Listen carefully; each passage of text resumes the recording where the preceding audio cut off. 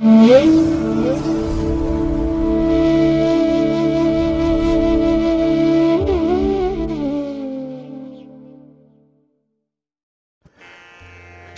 ಮಹಾಗಣಪತಿಯೇ ನಮಃ. ಶ್ರೀ ಗುರುಭ್ಯೋ ನಮಃ. ಹರಿ ಓಂ. ಸಿರಿಗನ್ನಡ ಸುದ್ದಿವಾಹಿನಿಯ ಸದಭಿಮಾನದ ಸಹೃದಯ ವೀಕ್ಷಕ ಮಹಾಶಯರೇ, ತಮಗೆಲ್ಲರಿಗೂ ಕೂಡ ಸಿರಿಗನ್ನಡ ಸುದ್ದಿವಾಹಿನಿಗೆ ಸ್ವಾಗತ. ದಯಾಮಯನಾದಂಥ ಭಗವಂತನ ಅನುಗ್ರಹ ತಮ್ಮೆಲ್ಲರಿಗೆ ಪ್ರಾಪ್ತಿಯಾಗಲಿ, ತಮ್ಮೆಲ್ಲರ ಜೀವನ ಆರೋಗ್ಯದಾಯಕವಾಗಿರಲಿ, ಸಂತೃಪ್ತಿದಾಯಕವಾಗಿರಲಿ ಎಂದು ಭಗವಂತನಲ್ಲಿ ಪ್ರಾರ್ಥನೆಯನ್ನು ಮಾಡ್ತಾ ಈ ದಿನದ ವಿಶೇಷ ಕಾರ್ಯಕ್ರಮವನ್ನು ನೋಡೋಣ. ಹಾಗೆ ದ್ವಾದಶ ರಾಶಿಯವರ ಗೋಚಾರ ಫಲಗಳು ಹೇಗಿವೆ ಅನ್ನೋದನ್ನು ಕೂಡ ತಿಳಿಯೋಣ ಬನ್ನಿ. ವೀಕ್ಷಕರೇ, ಈ ದಿನ ತಮ್ಮ ಹುಟ್ಟುಹಬ್ಬವನ್ನು ಆಚರಿಸ್ಕೊಳ್ತಾ ಇರುವಂಥ ತಮಗೆಲ್ಲರಿಗೂ ಕೂಡ ಹುಟ್ಟುಹಬ್ಬದ ಶುಭಾಶಯಗಳು. ಹಾಗೆ ಈ ದಿನಾಂಕದಂದು ವಿವಾಹವಾಗಿರುವಂಥ ದಂಪತಿಗಳಿಗೂ ಕೂಡ ವಿವಾಹ ವಾರ್ಷಿಕೋತ್ಸವದ ಶುಭಾಶಯಗಳನ್ನು ಹೇಳ್ತಾ ಭಗವಂತ ತಮಗೆಲ್ಲರಿಗೂ ಕೂಡ ಸಕಲ ಸನ್ಮಂಗಳಗಳನ್ನು ಕರುಣಿಸಲಿ ಅಂತ ಹೇಳಿ ಸಿರಿಗನ್ನಡ ಸುದ್ದಿವಾಹಿನಿಯ ಪರವಾಗಿ ಪ್ರಾರ್ಥಿಸುತ್ತೇನೆ. ಪ್ರೀತಿಯ ವೀಕ್ಷಕ ಬಂಧುಗಳೇ, ಈ ದಿನ 2024 ಜನವರಿ ತಿಂಗಳ 4ನೇ ತಾರೀಕು ಬೃಹಸ್ಪತಿ ವಾಸರ ಅಂದರೆ ಗುರುವಾರ. ಈ ಗುರುವಾರದ ನಿತ್ಯ ಪಂಚಾಂಗ ಫಲ ಹೇಗಿದೆ ನೋಡೋಣ ಬನ್ನಿ. ಶ್ರೀ ಶೋಭಕೃತು ನಾಮ ಸಂವತ್ಸರೆ, ದಕ್ಷಿಣಾಯನೆ, ಹೇಮಂತ ಋತು, ಮಾರ್ಗಶಿರ ಮಾಸ, ಕೃಷ್ಣ ಪಕ್ಷದ ಅಷ್ಟಮಿಯ ತಿಥಿ ಈ ದಿನ ಇದೆ. ಇದು ಈ ದಿನ ಸಂಜೆ 6:05 ಇರಲಿದೆ. ಹಾಗೆ ಈ ದಿನದ ನಕ್ಷತ್ರ ಹಸ್ತ ನಕ್ಷತ್ರ. ಇದು ಈ ದಿನ ಮಧ್ಯಾಹ್ನ 2:32 ಇರುತ್ತೆ. ಹಾಗೆ ಈ ದಿನದ ಕರ್ಣ ಪೂರ್ವಕರ್ಣ ಬಾಳವ. ಇದು ಈ ದಿನ ಬೆಳಿಗ್ಗೆ 9:02 ಇರಲಿದೆ. ನಂತರ ಉತ್ತರ ಕರ್ಣ ಕೌಳವ ಆರಂಭ ಆಗುತ್ತೆ. ಈ ದಿನದ ಯೋಗ ಅತಿಗಂಡ ಯೋಗ, ದಿಕ್ಷೂಲೆ ದಕ್ಷಿಣ ದಿಕ್ಕು. ಹಾಗೆ ಈ ದಿನ ಸೂರ್ಯ ಇರುವಂಥ ರಾಶಿ ಧನಸ್ಸು, ಚಂದ್ರ ಇರುವಂಥ ರಾಶಿ ಕನ್ಯಾ. ಇನ್ನು ಈ ದಿನ ರಾಹುಕಾಲ ಇರುವಂಥ ಸಮಯ ಈ ದಿನ ಮಧ್ಯಾಹ್ನ 1:54 ಮಧ್ಯಾಹ್ನ 3:20 ಗುಳಿಕ ಕಾಲ ಈ ದಿನ ಬೆಳಿಗ್ಗೆ 9:36 ಬೆಳಿಗ್ಗೆ 11:02 ಹಾಗೆ ಯಮಗಂಡ ಕಾಲ ಈ ದಿನ ಬೆಳಿಗ್ಗೆ 6:45 ಬೆಳಿಗ್ಗೆ 8:10 ಇರಲಿದೆ. ಇನ್ನು ಈ ದಿನ ದುಷ್ಟ ಮುಹೂರ್ತ ಇರುವಂಥ ಸಮಯ ಈ ದಿನ ಬೆಳಿಗ್ಗೆ 10:02 11:03 ಹಾಗೆ ಮಧ್ಯಾಹ್ನ 2:51 ಅಪರಾಹ್ನ 3:32 ದುಷ್ಟ ಮುಹೂರ್ತ ಇರುವಂಥ ಸಮಯ. ಹಾಗಾಗಿ ಈ ಸಮಯದಲ್ಲಿ ಯಾವುದೇ ಪ್ರಯಾಣವನ್ನಾಗಲಿ ಯಾವುದೇ ಶುಭ ಕಾರ್ಯಗಳನ್ನಾಗಲಿ ಆರಂಭ ಮಾಡಬೇಡಿ. ಏಕೆಂದರೆ ನೀವು ಯಾವುದೇ ಕೆಲಸಗಳನ್ನು ಈ ದುರ್ಮುಹೂರ್ತ ಇರುವಂಥ ಸಮಯದಲ್ಲಿ ಆರಂಭ ಮಾಡಿದ್ರೆ ಅದರಿಂದ ಬರುವಂಥ ಫಲಿತಾಂಶಗಳೇನಿದೆ ಅದು ಅಷ್ಟೊಂದು ಅನುಕೂಲಕರವಾಗಿ ಇರಲ್ಲ. ಆದ್ದರಿಂದಲೇ ಈ ದುಷ್ಟ ಮುಹೂರ್ತವನ್ನು ಅವಾಯ್ಡ್ ಮಾಡುವಂಥದ್ದು ತುಂಬ ಉತ್ತಮ. ಇನ್ನು ಈ ದಿನ ಅಭಿಜಿತ್ ಮುಹೂರ್ತ ಇರುವಂಥ ಸಮಯ ಈ ದಿನ ಮಧ್ಯಾಹ್ನ 12:05 ಮಧ್ಯಾಹ್ನ 12:46 ಅಭಿಜಿತ್ ಮುಹೂರ್ತ ಇರುವಂಥ ಸಮಯ. ಇನ್ನು ಈ ದಿನ ವಿಶೇಷವಾಗಿ ಅಮೃತ ಕಾಲ ಇರುವಂಥ ಸಮಯ ಈ ದಿನ ಬೆಳಿಗ್ಗೆ 10:51 ಬೆಳಿಗ್ಗೆ 12:39 ಅಮೃತ ಕಾಲದ ಸಮಯ. ಹಾಗೆ ಈ ದಿನ ಸೂರ್ಯೋದಯ ಆಗುವಂಥ ಸಮಯ ಪ್ರಾತಃ ಕಾಲ 6:41 ಸೂರ್ಯಾಸ್ತ ಸಂಜೆ 6:04. ಇನ್ನು ಈ ದಿನ ವಿಶೇಷವಾಗಿ ಚಂದ್ರನಿಂದ ಶುಭ ಫಲಗಳನ್ನು ಪಡ್ಕೊಳ್ಳುವಂಥ 6 ರಾಶಿಯವರು ಯಾರ್ಯಾರು ಅಂತ ಹೇಳಿದ್ರೆ ಮೇಷ, ಕರ್ಕಾಟಕ, ಕನ್ಯಾ, ವೃಶ್ಚಿಕ, ಧನಸ್ಸು ಮತ್ತು ಮೀನ. ಈ 6 ರಾಶಿಯವರಿಗೆ ಚಂದ್ರನ ಬಲ ಇರುತ್ತೆ ಈ ದಿನ. ಇನ್ನು ಉಳಿದ 6 ರಾಶಿಯವರಿಗೆ ಮಿಶ್ರ ಫಲದ ಯೋಗ ಇರುತ್ತೆ. ಅದನ್ನು ಮುಂದೆ ದ್ವಾದಶ ರಾಶಿಯವರ ಗೋಚಾರ ಫಲಗಳನ್ನು ನೋಡುವಂಥ ಸಂದರ್ಭದಲ್ಲಿ ಮತ್ತಷ್ಟು ವಿಚಾರಗಳನ್ನು ತಿಳ್ಕೊಳ್ಳೋಣ. ಇನ್ನು ಈ ದಿನದ ಹೊರದ ಅಧಿಪತಿ ಗುರು ಅಂತ ಹೇಳಿದ್ರೆ ಧರ್ಮಕ್ಕೆ ಕಾರಕ, ಜ್ಞಾನಕ್ಕೆ ಕಾರಕ. ಹಾಗಾಗಿ ಒಂದು ಭಗವಂತನಲ್ಲಿ ಶ್ರದ್ಧೆ ಇರಲಿ. ಹಾಗೆ ಯಾವುದೇ ರೀತಿಯ ಭಾಗ್ಯವನ್ನು ಅಂದರೆ ಈ ಹಣ, ಐಶ್ವರ್ಯ, ಅಂತಸ್ತನ್ನು ಪಡ್ಕೊಳ್ಳಿಕ್ಕಾಗಲಿ, ಪಾಂಡಿತ್ಯವನ್ನು ಪಡ್ಕೊಳ್ಳಿಕ್ಕಾಗಲಿ ಗುರುವಿನ ಒಂದು ಮಾರ್ಗದರ್ಶನ ಬೇಕು, ಗುರುವಿನ ಅನುಗ್ರಹ ಬೇಕು. ಅದಕ್ಕಾಗಿಯೇ ಈ ಗುರುವಾರದ ದಿನ ಎಲ್ಲ ಕೆಲಸ ಕಾರ್ಯಗಳಿಗೂ ಕೂಡ ಗುರುವಿನ ಅನುಗ್ರಹ ಇರುತ್ತೆ. ಗುರುವೇ ನಿಮ್ಮನ್ನು ಕೈ ಹಿಡಿದು ಮುಂದೆ ನಡೆಸ್ತಾನೆ ಅಂಥ ಒಂದು ವಿಶೇಷ ಸಂದರ್ಭ ಇದೆ. ಹಾಗಾಗಿ ಯಾವುದೇ ಒಂದು ಒಳ್ಳೆಯ ಕೆಲಸ ಕಾರ್ಯವನ್ನು ಆರಂಭ ಮಾಡಲಿಕ್ಕೂ ಕೂಡ ಇದು ಪ್ರಶಸ್ತವಾಗಿರುವಂಥ ದಿನ ಈ ಗುರುವಾರದ ದಿನ. ಹಾಗೆ ಈ ದಿನ ಇರುವಂಥ ಗುರು ಹೋರದ ಸಮಯ ಅಂತ ಹೇಳಿದ್ರೆ ಹೇಳಿದ್ರೆ ಇದು ಈ ದಿನ ಬೆಳಿಗ್ಗೆ 6:42 ಬೆಳಿಗ್ಗೆ 7:39 ಇನ್ನು ಮಧ್ಯಾಹ್ನ 1:21 ಮಧ್ಯಾಹ್ನ 2:18 ಹಾಗೆ ರಾತ್ರಿ 8:12 ರಾತ್ರಿ 9:15 ಗುರುಹೋರ ಇರುವಂಥ ಸಮಯ. ಇನ್ನು ಈ ದಿನ ಇರುವಂಥ ಶನಿ ಹೋರಾದ ಸಮಯ ಅಂತ ಹೇಳಿದ್ರೆ ಈ ದಿನ ಪ್ರಾತಃ ಕಾಲ 5:39 ಬೆಳಿಗ್ಗೆ 6:43 ಇನ್ನು ಮಧ್ಯಾಹ್ನ 12:24 ಮಧ್ಯಾಹ್ನ 1:21 ಹಾಗೆ ರಾತ್ರಿ 7:09 ರಾತ್ರಿ 8:12 ಶನಿ ಹೋರ ಇರುವಂಥ ಸಮಯ. ಹಾಗೆ ಈ ದಿನ ಇರುವಂಥ ರವಿ ಹೋರ ಬಹಳ ಚೆನ್ನಾಗಿದೆ, ಹೈಲಿ ಫೇವರಬಲ್ ಆಗಿ ಇರುವಂಥದ್ದು. ಅದರಲ್ಲೂ ರಾಜಕಾರಣಿಗಳಿಗೆ ತುಂಬ ಮಹತ್ವಪೂರ್ಣವಾದಂತಹ ಸಮಯ ಅಂತ ಹೇಳಿದ್ರೆ ಈ ದಿನ ಇರುವಂಥ ರವಿ ಹೋರ. ಹಾಗಾಗಿ ನೀವು ಯಾವುದೇ ಕೆಲಸಗಳನ್ನು ಮಾಡಿದ್ರೂ ಅದರಲ್ಲಿ ಅತ್ಯುತ್ತಮವಾದಂಥ ಫಲಿತಾಂಶಗಳು ಸಿಕ್ಕತ್ತೆ. ಹಾಗೆ ಯಾವುದೇ ರೀತಿಯ ದಾಖಲೆ ಪತ್ರಗಳಿಗೆ ಸಹಿ ಮಾಡುವಂಥದ್ದಾಗಲಿ, ಪಾರ್ಟ್ನರ್ಶಿಪ್ಪಲ್ಲಿ ಆಗಲಿ ಅಥವಾ ಇನ್ನು ಯಾವುದೇ ರೀತಿಯ ಅಗ್ರಿಮೆಂಟ್ಗೆ ಸಂಬಂಧಪಟ್ಟಂಥ ವಿಚಾರಗಳನ್ನಾಗಲಿ ಅಂತಿಮಗೊಳಿಸಲಿಕ್ಕೆ, ಸಹಿ ಮಾಡಲಿಕ್ಕೆ ಈ ದಿನ ರವಿ ಹೋರಾದಲ್ಲಿ ಮಾಡಿ ಅತ್ಯುತ್ತಮ ಫಲಿತಾಂಶ ಸಿಕ್ಕತ್ತೆ. ಹಾಗಾಗಿ ರವಿ ಹೋರ ಇರುವಂಥ ಸಮಯ ಈ ದಿನ ಬೆಳಿಗ್ಗೆ 8:36 ಬೆಳಿಗ್ಗೆ 9:33 ಹಾಗೆ ಅಪರಾಹ್ನ 3:15 4:12 ಇನ್ನು ರಾತ್ರಿ 10:18 ರಾತ್ರಿ 11:21 ರವಿ ಹೋರ ಇರುವಂಥ ಸಮಯ. ಇದನ್ನು ನೀವು ಅನುಸರಣೆ ಮಾಡ್ಬೋದು, ಒಳ್ಳೆಯದಾಗತ್ತೆ. ಅದೇ ರೀತಿ ಈ ದಿನ ಇರುವಂಥ ಶುಕ್ರ ಹೋರ ಕೂಡ ಬಹಳ ಚೆನ್ನಾಗಿದೆ, ತುಂಬ ಫೇವರಬಲ್ ಆಗಿ ಇರುವಂಥದ್ದು. ಹಾಗಾಗಿ ವಿವಾಹಕ್ಕೆ ಸಂಬಂಧಪಟ್ಟಂತಹ ವಿಚಾರಗಳಾಗಲಿ ಅಥವಾ ಯಾವುದೇ ಪೂರ್ವ ಸಿದ್ಧತೆಗಳನ್ನು ಮಾಡಿಕೊಳ್ಳಿಕ್ಕೂ ಕೂಡ ಅತ್ಯುತ್ತಮವಾದಂಥ ಸಮಯ. ಹಾಗೆ ರೇಷ್ಮೆ ವ್ಯಾಪಾರಿಗಳಿಗೆ, ಇಂಟೀರಿಯರ್ ಡಿಸೈನರ್ಸ್ಗೆ ಒಳ್ಳೆಯ ಅವಕಾಶಗಳು ಈ ದಿನ ಬರುವಂಥದ್ದು ಶುಕ್ರ ಹೋರದಲ್ಲಿ ನಿಮ್ಮ ಪ್ರಯತ್ನವನ್ನು ಆರಂಭ ಮಾಡಿದ್ರೆ. ಹಾಗಾಗಿ ಶುಕ್ರ ಹೋರ ಇರುವಂಥ ಸಮಯ ಈ ದಿನ ಬೆಳಿಗ್ಗೆ 9:33 ಬೆಳಿಗ್ಗೆ 10:30 ಇನ್ನು ಅಪರಾಹ್ನ 4:12 ಸಂಜೆ 5:09 ಹಾಗೆ ರಾತ್ರಿ 11:21 ರಾತ್ರಿ 12:24 ಶುಕ್ರ ಹೋರ ಇರುವಂಥ ಸಮಯ. ಇದನ್ನು ಕೂಡ ನೀವು ಅನುಸರಣೆ ಮಾಡಬಹುದು. ಆದರೆ ಈ ದಿನ ಇರುವಂಥ ಬುಧ ಹೋರವನ್ನು ಸ್ವಲ್ಪ ಅವಾಯ್ಡ್ ಮಾಡಬೇಕು. ಅದರಲ್ಲೂ ಈ ಆರ್ಬಿಟ್ರೇಷನ್ಗೆ, ಮೀಡಿಯೇಷನ್ಗೆ ಸಂಬಂಧಪಟ್ಟಂಥ ವಿಚಾರಗಳಾಗಲಿ, ದಾಖಲೆ ಪತ್ರಗಳಿಗೆ ಸಹಿ ಮಾಡುವಂಥದ್ದಾಗಲಿ, ಇನ್ನು ವ್ಯಾಪಾರಕ್ಕೆ ಸಂಬಂಧಪಟ್ಟಂಥ ಯಾವುದೇ ತೀರ್ಮಾನಗಳನ್ನು ಕೈಗೊಳ್ಳುವಂಥ ವಿಚಾರಗಳನ್ನಾಗಲಿ ಬುಧ ಹೋರದಲ್ಲಿ ಆರಂಭ ಮಾಡಬೇಡಿ. ಏಕೆಂದರೆ ಈ ಬುಧ ಹೋರ ನಿಮಗೆ ಅಷ್ಟೊಂದು ಅನುಕೂಲ ತರಲ್ಲ, ಸ್ವಲ್ಪ ನಷ್ಟ ಉಂಟು ಮಾಡುತ್ತೆ. ಜೊತೆಗೆ ಈ ಪಾರ್ಟ್ನರ್ಶಿಪ್ ಡೀಡ್ಸ್ಗೆ ಸಂಬಂಧಪಟ್ಟಂಥ ವಿಚಾರಗಳನ್ನು ಕೂಡ ಬುಧ ಹೋರದಲ್ಲಿ ಪ್ರಸ್ತಾಪ ಮಾಡಬೇಡಿ. ಹಾಗಾಗಿ ಬುಧ ಹೋರ ಇರುವಂಥ ಸಮಯ ಈ ದಿನ ಬೆಳಿಗ್ಗೆ 10:30 ಬೆಳಿಗ್ಗೆ 11:27 ಇನ್ನು ಸಂಜೆ 5:09 6:06 ಹಾಗೆ ರಾತ್ರಿ 12:24 ರಾತ್ರಿ 1:27 ಬುಧ ಹೋರ ಇರುವಂಥ ಸಮಯ. ಇದನ್ನು ಸ್ವಲ್ಪ ಅವಾಯ್ಡ್ ಮಾಡಿ, ಒಳ್ಳೆಯದಾಗತ್ತೆ. ಹಾಗಾಗಿ ಬಂಧುಗಳೇ, ನಿಮ್ಮ ಯಾವುದೇ ಕೆಲಸ ಕಾರ್ಯಗಳಿದ್ದರೂ ಕೂಡ, ಯಾವುದೇ ರೀತಿಯ ಪ್ರಯಾಣ ಇದ್ದರೂ ಕೂಡ ಅದನ್ನು ಒಳ್ಳೆಯ ಮುಹೂರ್ತದಲ್ಲಿ ಆರಂಭ ಮಾಡಿ. ಅದಕ್ಕಾಗಿಯೇ ಆಯಾ ದಿನದ ಪಂಚ ಅಂಗಗಳಾದಂತಹ ಆ ದಿನದ ತಿಥಿ, ವಾರ, ನಕ್ಷತ್ರ, ಯೋಗ, ಕರ್ಣ ಇದನ್ನು ನೀವು ಅನುಸರಣೆ ಮಾಡಬೇಕು. ಅದಕ್ಕಾಗಿಯೇ ಸಿರಿಗನ್ನಡ ಸುದ್ದಿವಾಹಿನಿ ಪ್ರತಿನಿತ್ಯ ಪ್ರಸಾರ ಮಾಡುವಂತಹ ಈ ಪಂಚಾಂಗದ ವಿವರಗಳನ್ನು ಕೇಳಿಸ್ಕೊಳ್ತಾ ಇರಿ. ಇದರಲ್ಲಿ ನಿಮಗೆ ಬೇಕಾದಂತಹ ಮಾಹಿತಿಗಳು ಸಿಕ್ಕತ್ತೆ. ಅದನ್ನು ಅನುಸರಣೆ ಮಾಡೋದ್ರಿಂದ ಖಂಡಿತ ಉತ್ತಮ ಫಲ ನಿಮಗೆ ಲಭ್ಯವಾಗುತ್ತೆ, ಒಳ್ಳೆಯದಾಗತ್ತೆ. ಬಂಧುಗಳೇ, ಈ ದಿನ ಬಹಳ ವಿಶೇಷವಾಗಿರುವಂಥ ದಿನ. ಅದರಲ್ಲೂ ಮಾರ್ಗಶಿರ ಮಾಸದ ಗುರುವಾರ ಅಂತ ಹೇಳಿದ್ರೆ ಅಲ್ಲಿ ಮಾರ್ಗಶಿರ ಲಕ್ಷ್ಮೀ ವ್ರತವನ್ನು ಆಚರಣೆ ಮಾಡಲಿಕ್ಕೆ ತುಂಬ ಪ್ರಶಸ್ತವಾಗಿರುವಂಥ ದಿನ. ಹಾಗಾಗಿಯೇ ವ್ಯಾಪಾರಸ್ಥರು, ವ್ಯವಹಾರಸ್ಥರು ಅಥವಾ ಹಣಕಾಸಿನ ವ್ಯವಹಾರಗಳನ್ನು ಮಾಡುವಂಥವ್ರು, ಸ್ವಂತ ಬಿಸ್ನೆಸ್ ಇರಲಿ, ಉದ್ಯೋಗವನ್ನು ಮಾಡ್ತಾ ಇರಿ, ಇವರೆಲ್ಲರಿಗೂ ಕೂಡ ಲಕ್ಷ್ಮೀ ಕಟಾಕ್ಷ ಬೇಕೇ ಬೇಕು, ಮಹಾಲಕ್ಷ್ಮಿಯ ಅನುಗ್ರಹ ಬೇಕು. ಅದಕ್ಕಾಗಿಯೇ ಈ ದಿನ ವಿಶೇಷವಾಗಿ ಲಕ್ಷ್ಮೀ ಪೂಜೆಯನ್ನು ಮಾಡಿ, ಸ್ಮರಣೆ ಮಾಡಿಕೊಳ್ಳಿ, ಸ್ತೋತ್ರ ಹೇಳ್ಕೊಳ್ಳಿ. ನಿಮಗೆ ಗೊತ್ತಿಲ್ಲದಂತೆಯೇ ನಿಮ್ಮ ಒಂದು ಸಂಪತ್ತಿನ ಒಂದು ಸಮೃದ್ಧಿ ಹೆಚ್ಚುತ್ತಾ ಹೋಗುತ್ತೆ. ಹಾಗಾಗಿ ಬಹಳ ನಂಬಿಕೆಯಿಂದ, ನಿಷ್ಠೆಯಿಂದ ಈ ಒಂದು ಕೆಲಸವನ್ನು ಈ ದಿನ ಮಾಡಿ ಅತ್ಯುತ್ತಮ ಫಲಗಳು ನಿಮಗೆ ಸಿಕ್ಕತ್ತೆ. ಹಾಗೆ ಈ ದಿನ ಅಷ್ಟಮಿ ಇರೋದರಿಂದ ಕಾಲಭೈರವಾಷ್ಟಮಿಯನ್ನು ಆಚರಣೆ ಮಾಡುವಂಥ ದಿನ. ಹಾಗೆ ಕೊಠಾರೋತ್ಸವ ಕೂಡ ಆರಂಭ ಆಗುವಂಥದ್ದು ಬಹಳ ವಿಶೇಷವಾದಂತಹ ದಿನ. ಏಕೆಂದರೆ ನೋಡಿ, ಇಲ್ಲಿ ಕಾಲಭೈರವ ಅಂದರೆ ಶಿವ, ರುದ್ರ ಇವನ ಒಂದು ಪೂಜೆಯನ್ನು ಮಾಡುವಂತಹ ದಿನ.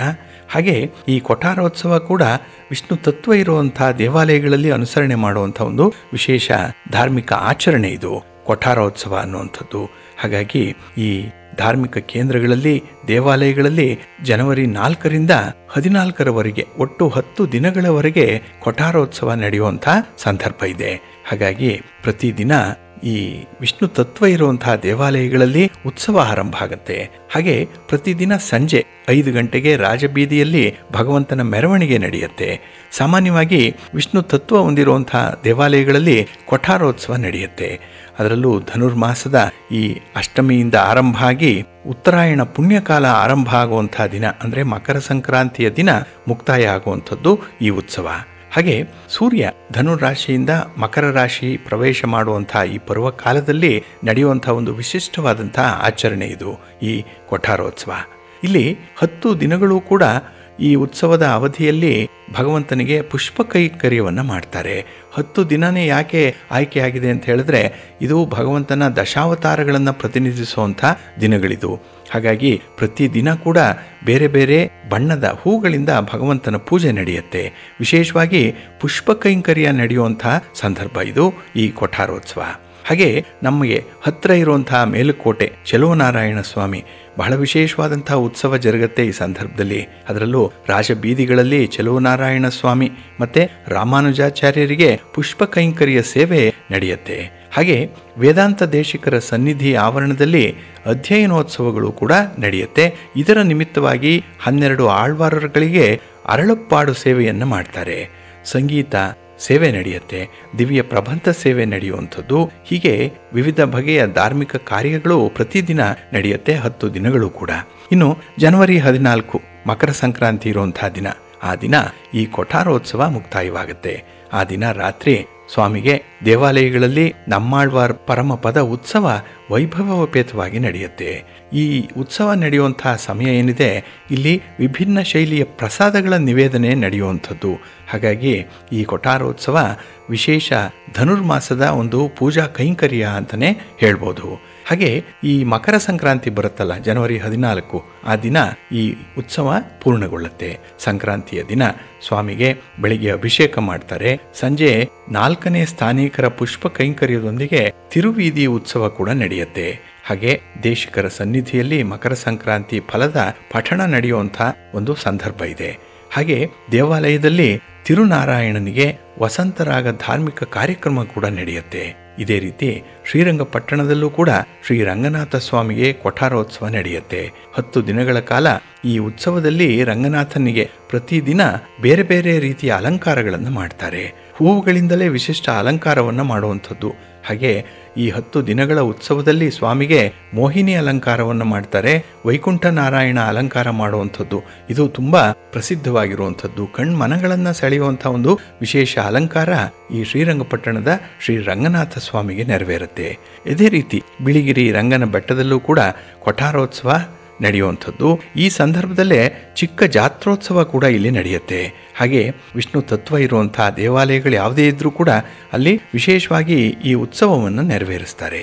ಹಾಗೆ ಈ ಉತ್ಸವದ ಸಂದರ್ಭದಲ್ಲಿ ನಾವು ಅನುಸರಣೆ ಮಾಡುವಂಥ ಆಚರಣೆಗಳು, ಧಾರ್ಮಿಕ ಪದ್ಧತಿಗಳು ಯಾವ ರೀತಿ ಇರುತ್ತೆ ಅಂದರೆ ಅಂಕುರಾರ್ಪಣ, ಧ್ವಜಾರೋಹಣ, ಸ್ವರ್ಗದ ಬಾಗಿಲು ತೆರೆಯುವಂಥದ್ದು, ಗರುಡೋತ್ಸವ, ರಾತ್ರಿ ರಂಗಮಂಟಪೋತ್ಸವ, ಶಯನೋತ್ಸವ, ಸಂಧಾನ ಸೇವೆ, ಅವಭೃತ ಮಂಗಳ ಸ್ನಾನ, ಧ್ವಜಾರೋಹಣ, ಹೀಗೆ ಬೇರೆ ಬೇರೆ ಕಾರ್ಯಕ್ರಮಗಳು ಇರುತ್ತೆ. ಪ್ರತಿದಿನ ನಡೀತಾ ಇರುತ್ತೆ ಇದು. ಹಾಗೆ ಈ ಧನುರ್ಮಾಸದ ಮುಕ್ತಾಯದ ಕೊನೆಯ 10 ದಿನಗಳೇನಿದೆ ಇದು ದಶಾವತಾರ ಎತ್ತಿದಂತಹ ವಿಷ್ಣುವಿಗೆ ವಿವಿಧ ಬಣ್ಣದ ಹೂವುಗಳಿಂದ ಕೊಠಾರೋತ್ಸವ ಸೇವೆ ನಡೆಯುವಂಥದ್ದು. ಹಾಗಾಗಿ ವಿಷ್ಣು ತತ್ವ ಇರುವಂಥ ದೇವಾಲಯಗಳಲ್ಲಿ ಬಹಳ ವಿಶೇಷ ಪೂಜೆ ಪುನಸ್ಕಾರಗಳು ಧನುರ್ಮಾಸದ ಪೂಜೆಯ ಜೊತೆಗೆ ನಡೆಯುವಂಥದ್ದು ಇದೆ. ಹಾಗೆ ಈ ವೈಖಾನಸ ಆಗಮೋಕ್ತವಾಗಿ ನಡೆಯುವಂಥ ಪೂಜಾ ಕೈಂಕರ್ಯವೇ ಇದನ್ನು ಕೊಠಾರೋತ್ಸವ ಅಂಥೇಳಿ ಕರೀತಾರೆ. ಈ ಉತ್ಸವದ ಸಂದರ್ಭದಲ್ಲಿ ಪ್ರತಿದಿನ ವಿಶೇಷ ಪೂಜೆ ಇರುತ್ತೆ. ವರ್ಷದ ಎಲ್ಲ ದಿನಗಳಿಗಿಂತಲೂ ಕೂಡ ಈ 10 ದಿನಗಳ ಭಗವಂತನ ಸೇವೆ ಏನಿದೆ ಅದು ವಿಶಿಷ್ಟವಾಗಿರುವಂಥದ್ದು, ಬಹಳ ವಿಶೇಷವಾಗಿರುವಂಥದ್ದು. ಹಾಗಾಗಿ ಬಂಧುಗಳೇ, ನೀವು ಕೂಡ ನಿಮ್ಮ ಹತ್ತಿರ ಇರುವಂಥ ಯಾವುದೇ ಅನುಕೂಲ ಇದ್ದರೆ ಅಂಥ ಒಂದು ದೇವಾಲಯಕ್ಕೆ ಭೇಟಿ ಮಾಡಿ ಕೊಠಾರೋತ್ಸವದಲ್ಲಿ ಭಾಗವಹಿಸಿ. ಭಗವಂತ ತಮಗೆಲ್ಲರಿಗೂ ಕೂಡ ಸಕಲ ಸನ್ಮಂಗಳಗಳನ್ನು ಕರುಣಿಸ್ಲಿ ಅಂತ ಹೇಳ್ತಾ, ಇನ್ನು ಈ ದಿನ ಇರುವಂಥ ಕಾಲಭೈರವಾಷ್ಟಮಿ, ಹಾಗಾಗಿ ಈ ದಿನದ ವಿಶೇಷ ಕಾರ್ಯಕ್ರಮಗಳಲ್ಲಿ ಕೂಡ ಇದು ಕೂಡ ಒಂದು. ಹಾಗಾಗಿ ಈ ಅಷ್ಟಮಿಯ ದಿನ ವಿಶೇಷವಾಗಿ ಕಾಲಭೈರವನನ್ನು ಸ್ಮರಣೆ ಮಾಡಬೇಕು. ಇದರಿಂದ ಹಲವು ಪ್ರಯೋಜನಗಳಿದೆ. ಹಾಗಾಗಿ ಈ ಕಾಲಭೈರವಾಷ್ಟಮಿಯನ್ನು ಹೇಗೆ ಆಚರಣೆ ಮಾಡಬೇಕು, ಶಿವನ ಅಥವಾ ಈ ರುದ್ರನ ಆರಾಧನೆಯನ್ನು ಹೇಗೆ ಮಾಡಬೇಕು ಅನ್ನುವಂಥ ವಿಚಾರವನ್ನು ಈಗ ನೋಡೋಣ. ಪ್ರೀತಿಯ ಬಂಧುಗಳೇ, ಈ ದಿನದ ವಿಶೇಷ ಕಾರ್ಯಕ್ರಮಕ್ಕೆ ತಮಗೆಲ್ಲರಿಗೂ ಕೂಡ ಸ್ವಾಗತವನ್ನು ಹೇಳ್ತಾ, ಈ ದಿನ ಕಾಲಭೈರವ ಜಯಂತಿ, ಇದನ್ನೇ ಕಾಲಾಷ್ಟಮಿ ಅಂತ ಹೇಳಿ ಕರೆಯುತ್ತಾರೆ, ಕಾಲಭೈರವಾಷ್ಟಮಿ ಅಂತ ಹೇಳಿ ಕೂಡ ಕರೆಯುವಂಥದ್ದು ಇದೆ. ಇದು ಭಗವಾನ್ ಶಿವನ ರುದ್ರ ರೂಪ ಅಂತ ಹೇಳಿ ಕರೆಯುವಂಥದ್ದು. ಆದ್ದರಿಂದಲೇ ಕಾಲಭೈರವ ಅಂತ ಹೇಳಿ ಕರೀತಾರೆ. ಇಲ್ಲಿ ಕಾಲ ಅಂದರೆ ಸಮಯ, ಅದಕ್ಕಾಗಿಯೇ ಆಡು ಮಾತಿನಲ್ಲಿ ಹೇಳುವಂಥದ್ದು ಅವನ ಟೈಮ್ ಚೆನ್ನಾಗಿಲ್ಲ, ಅವನ ಅದೃಷ್ಟ ಚೆನ್ನಾಗಿಲ್ಲ ಅಂತ ಹೇಳುವಂಥದ್ದು. ಹಾಗಾಗಿ ಈ ಕಾಲ ಮತ್ತು ಅದೃಷ್ಟ ಇವೆರಡರೂ ಕೂಡ ಜೊತೆಯಾಗಿ ಹೋಗುವಂಥದ್ದು. ಹಾಗಾಗಿನೇ ಈ ಕಾಲ ಸಮಯದ ಅಧಿಪತ್ಯವನ್ನು ಹೊಂದಿರುವಂಥ ಭೈರವನ ಆರಾಧನೆಯನ್ನು ಮಾಡುವಂಥ ಒಂದು ವಿಶೇಷ ದಿನ. ಇದು ಮಾರ್ಗಶಿರ ಮಾಸದ ಕೃಷ್ಣ ಪಕ್ಷದಲ್ಲಿ ಬರುವಂಥ ಅಷ್ಟಮಿ ತಿಥಿಯಿಂದ ನಡೆಯುತ್ತೆ. ಇದನ್ನು ಧಾರ್ಮಿಕ ನಂಬಿಕೆಗಳ ಪ್ರಕಾರ ಕಾಲಭೈರವ ಈ ದಿನ ಜನಿಸಿದ ಅಂತ ಹೇಳಿ ಕರೆಯುವಂಥದ್ದು ಕೂಡ ಇದೆ. ಹಾಗಾಗಿ ಈ ದಿನ ವಿಶೇಷವಾಗಿ ಗುರುವಾರದ ದಿನ ಈ ಕಾಲಭೈರವ ಅಷ್ಟಮಿಯನ್ನು ಆಚರಣೆ ಮಾಡುವಂಥದ್ದು ಇದೆ. ಇಲ್ಲಿ ಈ ಅಷ್ಟಮಿ ತಿಥಿ ಆರಂಭ ಆಗುವಂಥದ್ದು ಜನವರಿ 3 ಅಂದರೆ ನೆನ್ನೆಯ ದಿನ ಬುಧವಾರ ರಾತ್ರಿ 7:48 ಪ್ರಾರಂಭ ಆಗಿದೆ. ಈ ದಿನ ಇದು ಸಂಜೆ 6:05 ಕೂಡ ಇರುವಂಥದ್ದು. ಈ ಒಂದು ಅವಧಿಯಲ್ಲಿ ಈ ಅಷ್ಟಮಿಯನ್ನು ಅನುಸರಣೆ ಮಾಡುವಂಥದ್ದು ಇದೆ. ಹಾಗೆ ಈ ದಿನ ಅಂದರೆ ಈ ಅಷ್ಟಮಿ ತಿಥಿಯ ದಿನ ಬೇಗ ಎದ್ದು ಉಪವಾಸ ಮಾಡುವಂಥ ಸಂಕಲ್ಪವನ್ನು ಮಾಡಿಕೊಳ್ಬೇಕು. ಅಂದರೆ ಯಾರು ಕಾಲಭೈರವವನ್ನು ಆರಾಧನೆ ಮಾಡ್ತಾರೆ, ಕೆಲವರಿಗೆ ಮನೆ ದೇವರೇ ಕಾಲಭೈರವ. ಹಾಗಾಗಿ ಈ ದಿನ ಅಂಥವರು ಉಪವಾಸ ಮಾಡಿದ್ರೆ ಅವರು ಬಯಸಿದಂತಹ ಫಲಗಳು ಸಿಕ್ಕತ್ತೆ ಅನ್ನುವಂಥ ಒಂದು ವಿಚಾರ ಇದೆ. ಹಾಗೆ ಶತ್ರು ಬಾಧೆಗಳಿರಲ್ಲ, ಯಾವುದೇ ಕೆಲಸ ಕಾರ್ಯಗಳಲ್ಲಿ ಭಯ ಅನ್ನುವಂಥದ್ದು ಇರಲ್ಲ. ಹಾಗಾಗಿ ಬಹಳ ಧೈರ್ಯದಿಂದ ಕೆಲಸಗಳನ್ನು ಮಾಡಿಕೊಳ್ಬೇಕು ಅಂತ ಹೇಳಿದ್ರೆ ಈ ಕಾಲಭೈರವನ ಆರಾಧನೆಯನ್ನು ಈ ದಿನ ಉಪವಾಸದೊಂದಿಗೆ ಆಚರಣೆ ಮಾಡಬೇಕು. ಇಲ್ಲ ಅಂತ ಹೇಳಿದ್ರೆ ಈ ದಿನ ಭಗವಾನ್ ಶಿವನ ದರ್ಶನ ಮಾಡಿ, ಹಾಗೆ ಶಿವಲಿಂಗಕ್ಕೆ ಅಭಿಷೇಕವನ್ನು ಮಾಡಿಸುವಂಥದ್ದು, ಹಾಗೆ ತುಪ್ಪದ ದೀಪಗಳನ್ನು ಹಚ್ಚಿಟ್ಟು ಶಿವನನ್ನು ಪೂಜೆ ಮಾಡೋದ್ರಿಂದ ಭೈರವನ ಪೂಜೆಯನ್ನು ನೆರವೇರಿಸಿದಂತೆ ಆಗುತ್ತೆ. ಅದರಲ್ಲೂ ಈ ದಿನ ರಾತ್ರಿಯ ಸಮಯದಲ್ಲಿ ಈ ಪೂಜೆಯನ್ನು ಮಾಡಿದ್ರೆ ಅಥವಾ ಈ ಸಂಜೆಯ ಸಮಯದಲ್ಲಿ ದೇವಾಲಯಕ್ಕೆ ಹೋಗಿ ಭೈರವನ ವಿಗ್ರಹದ ಮುಂದೆ 4 ಮುಖದ ದೀಪವನ್ನು ಬೆಳಗಿಸಬೇಕು. ಹಾಗಾಗಿನೇ ಈ ದಿನ ಭೈರವನನ್ನು ಆರಾಧನೆ ಮಾಡೋದ್ರ ಮೂಲಕ, ನೈವೇದ್ಯವನ್ನು ಸಮರ್ಪಣೆ ಮಾಡೋದ್ರ ಮೂಲಕ, ಬಿಲ್ವಪತ್ರೆಯಿಂದ ಪೂಜೆ ಮಾಡೋದ್ರ ಮೂಲಕ ಉತ್ತಮ ಫಲಗಳನ್ನು ಪಡ್ಕೊಳ್ತಾರೆ ಅನ್ನುವಂಥ ಒಂದು ವಿಚಾರ ಇದೆ. ಹಾಗೆ ನಾವು ತಿಳಿಯದೆಯೋ ಮಾಡಿರುವಂಥ ತಪ್ಪುಗಳನ್ನು ಮನ್ನಿಸುವಂತ ಹೇಳಿ ಯಾಚನೆ ಮಾಡುವಂಥ ಸಂದರ್ಭ ಇದು. ಹಾಗಾಗಿ ಕಾಲಭೈರವ ಅಷ್ಟಕವನ್ನು ಪಠಣ ಮಾಡುವಂಥದ್ದು, ಕಾಲಭೈರವನಿಗೆ ಈ ದಿನ ವಿಶೇಷವಾಗಿ ತುಪ್ಪದ ದೀಪಗಳ ಜೊತೆಗೆ ಕೂಷ್ಮಾಂಡ ದೀಪವನ್ನು ಕೂಡ ಹಚ್ಚಿದ್ರೆ ಅತ್ಯಂತ ಶುಭ ಫಲಗಳು ಸಿಕ್ಕತ್ತೆ ಅನ್ನುವಂಥ ಒಂದು ವಿಚಾರವಿದೆ. ಹಾಗಾಗಿನೇ ಭಗವಾನ್ ಶಿವನ ರುದ್ರ ರೂಪವಾದಂತಹ ಕಾಲಭೈರವನನ್ನು ಕಾಲಭೈರವ ಜಯಂತಿಯ ದಿನ ಪೂಜೆ ಮಾಡುವಂಥದ್ದು ಸರ್ವಶ್ರೇಷ್ಠವಾಗಿದೆ. ಹಾಗೆ ಈ ಧಾರ್ಮಿಕ ಅಂಶಗಳಿಗೆ ಸಂಬಂಧಪಟ್ಟಂತಹ ಒಂದು ವಿಚಾರ ಇದೆ. ಅದೇನೆಂದರೆ ಈ ದಿನ ನಮ್ಮೊಳಗೆ ಇರುವಂಥ ಭಯವನ್ನು ಕಾಲಭೈರವ ದೂರವಾಗಿಸ್ತಾನೆ ಅನ್ನುವಂಥ ನಂಬಿಕೆ ಇದೆ. ಹಾಗೆ ಈ ಗ್ರಹಗಳಿಗೆ ಸಂಬಂಧಪಟ್ಟಂತಹ ದೋಷಗಳು ಯಾವುದೇ ಇದ್ದರೂ ಕೂಡ ಅದನ್ನು ನಿವಾರಣೆ ಮಾಡ್ತಾನೆ. ಅದರಲ್ಲೂ ವಿಶೇಷವಾಗಿ ಈ ಶನಿ ದೋಷ ಅನ್ನುವಂಥದ್ದಿದ್ದರೆ ಅದರ ನಿವಾರಣೆಗೆ ಈ ದಿನ ಶಿವನನ್ನು ಆರಾಧನೆ ಮಾಡಬೇಕು. ಅದರಲ್ಲೂ ಈ ಶಿವನ ರುದ್ರ ರೂಪವನ್ನು ಆರಾಧನೆ ಮಾಡಬೇಕು ಅನ್ನುವಂಥದ್ದು ಇದೆ. ಇನ್ನು ನಮ್ಮ ಶತ್ರುಗಳಿಂದ ಉಂಟಾಗುವಂಥ ಯಾವುದೇ ರೀತಿಯ ಸಮಸ್ಯೆಗಳನ್ನು ಕೂಡ ಸುಲಭವಾಗಿ ನಿವಾರಣೆ ಮಾಡ್ತಾನೆ ಕಾಲಭೈರವ. ಹಾಗಾಗಿ ಈ ಭೈರವನ ಆರಾಧನೆ ಈ ದಿನ ಬಹಳ ವಿಶೇಷವಾಗಿ ಆಗಬೇಕು ಅನ್ನುವಂಥದ್ದು. ಹಾಗೆ ನಾವು ಮಾಡುವಂತಹ ಕರ್ಮಗಳ ಆಧಾರದ ಮೇಲೆ ಭಗವಂತ ಫಲಗಳನ್ನು ಕೊಡ್ತಾನೆ. ಆದರೆ ಕೆಲವೊಮ್ಮೆ ಅಂತಹ ಕೆಟ್ಟ ಫಲಗಳನ್ನು ಕೂಡ ಒಳ್ಳೆಯದನ್ನಾಗಿ ಪರಿವರ್ತನೆ ಮಾಡಿಕೊಳ್ಳುವಂತಹ ಒಂದು ವಿಶೇಷ ಅವಕಾಶ ಈ ಕಾಲಭೈರವ ಜಯಂತಿಯಂದು ಸಿಕ್ಕಿದೆ. ಹಾಗಾಗಿನೇ ಈ ದಿನ ನಮ್ಮ ಕಾರ್ಯಗಳು ಶ್ರೇಷ್ಠವಾಗಿ ಅದ್ಭುತವಾಗಿ ಇರುತ್ತೆ. ಆದರೆ ಕೆಲವೊಮ್ಮೆ ನಮಗೆ ತಿಳಿಯದಂತೆ ಆಗುವಂತಹ ತಪ್ಪುಗಳು, ನಾವು ಮಾಡುವಂತಹ ಪಾಪಗಳು, ನಾವು ಅನುಭವಿಸುವಂಥ ಪ್ರಾಯಶ್ಚಿತ್ತಗಳೇನಿದೆ ಅದನ್ನು ನಾವು ಸರಿಯಾದ ಕ್ರಮದಲ್ಲಿ ಪರಿವರ್ತಿಸಿಕೊಳ್ಳಿಕ್ಕೂ ಕೂಡ ಕಾಲಭೈರವ ನಮಗೆ ಅನುಗ್ರಹವನ್ನು ಉಂಟು ಮಾಡ್ತಾನೆ ಅನ್ನುವಂಥ ಒಂದು ವಿಶೇಷ ನಂಬಿಕೆ ಇದೆ. ಆದ್ದರಿಂದಲೇ ಜೀವನದಲ್ಲಿ ಬೇರೆ ಬೇರೆ ಹಂತಗಳಲ್ಲಿ ಪ್ರಗತಿಯನ್ನು ಹೊಂದುವಂಥವ್ರಿಗೆ ಯಾವುದೇ ರೀತಿಯ ಶತ್ರುಗಳಿರಲ್ಲ, ಯಾವುದೇ ರೀತಿಯ ಆರೋಗ್ಯ ಸಮಸ್ಯೆಗಳಿರಲ್ಲ. ಅಂಥವರು ನಿರಾತಂಕವಾಗಿ ಉತ್ತರೋತ್ತರವಾಗಿ ಅಭಿವೃದ್ಧಿಯನ್ನು ಸಾಧಿಸ್ತಾ ಇರ್ತಾರೆ. ಇದು ಬಹಳ ವಿಶೇಷವಾಗಿ ಅವರಿಗೆ ಕಾಲಭೈರವನ ಅನುಗ್ರಹ ಇರುತ್ತೆ ಅನ್ನುವಂಥ ಒಂದು ನಂಬಿಕೆ ಇದೆ.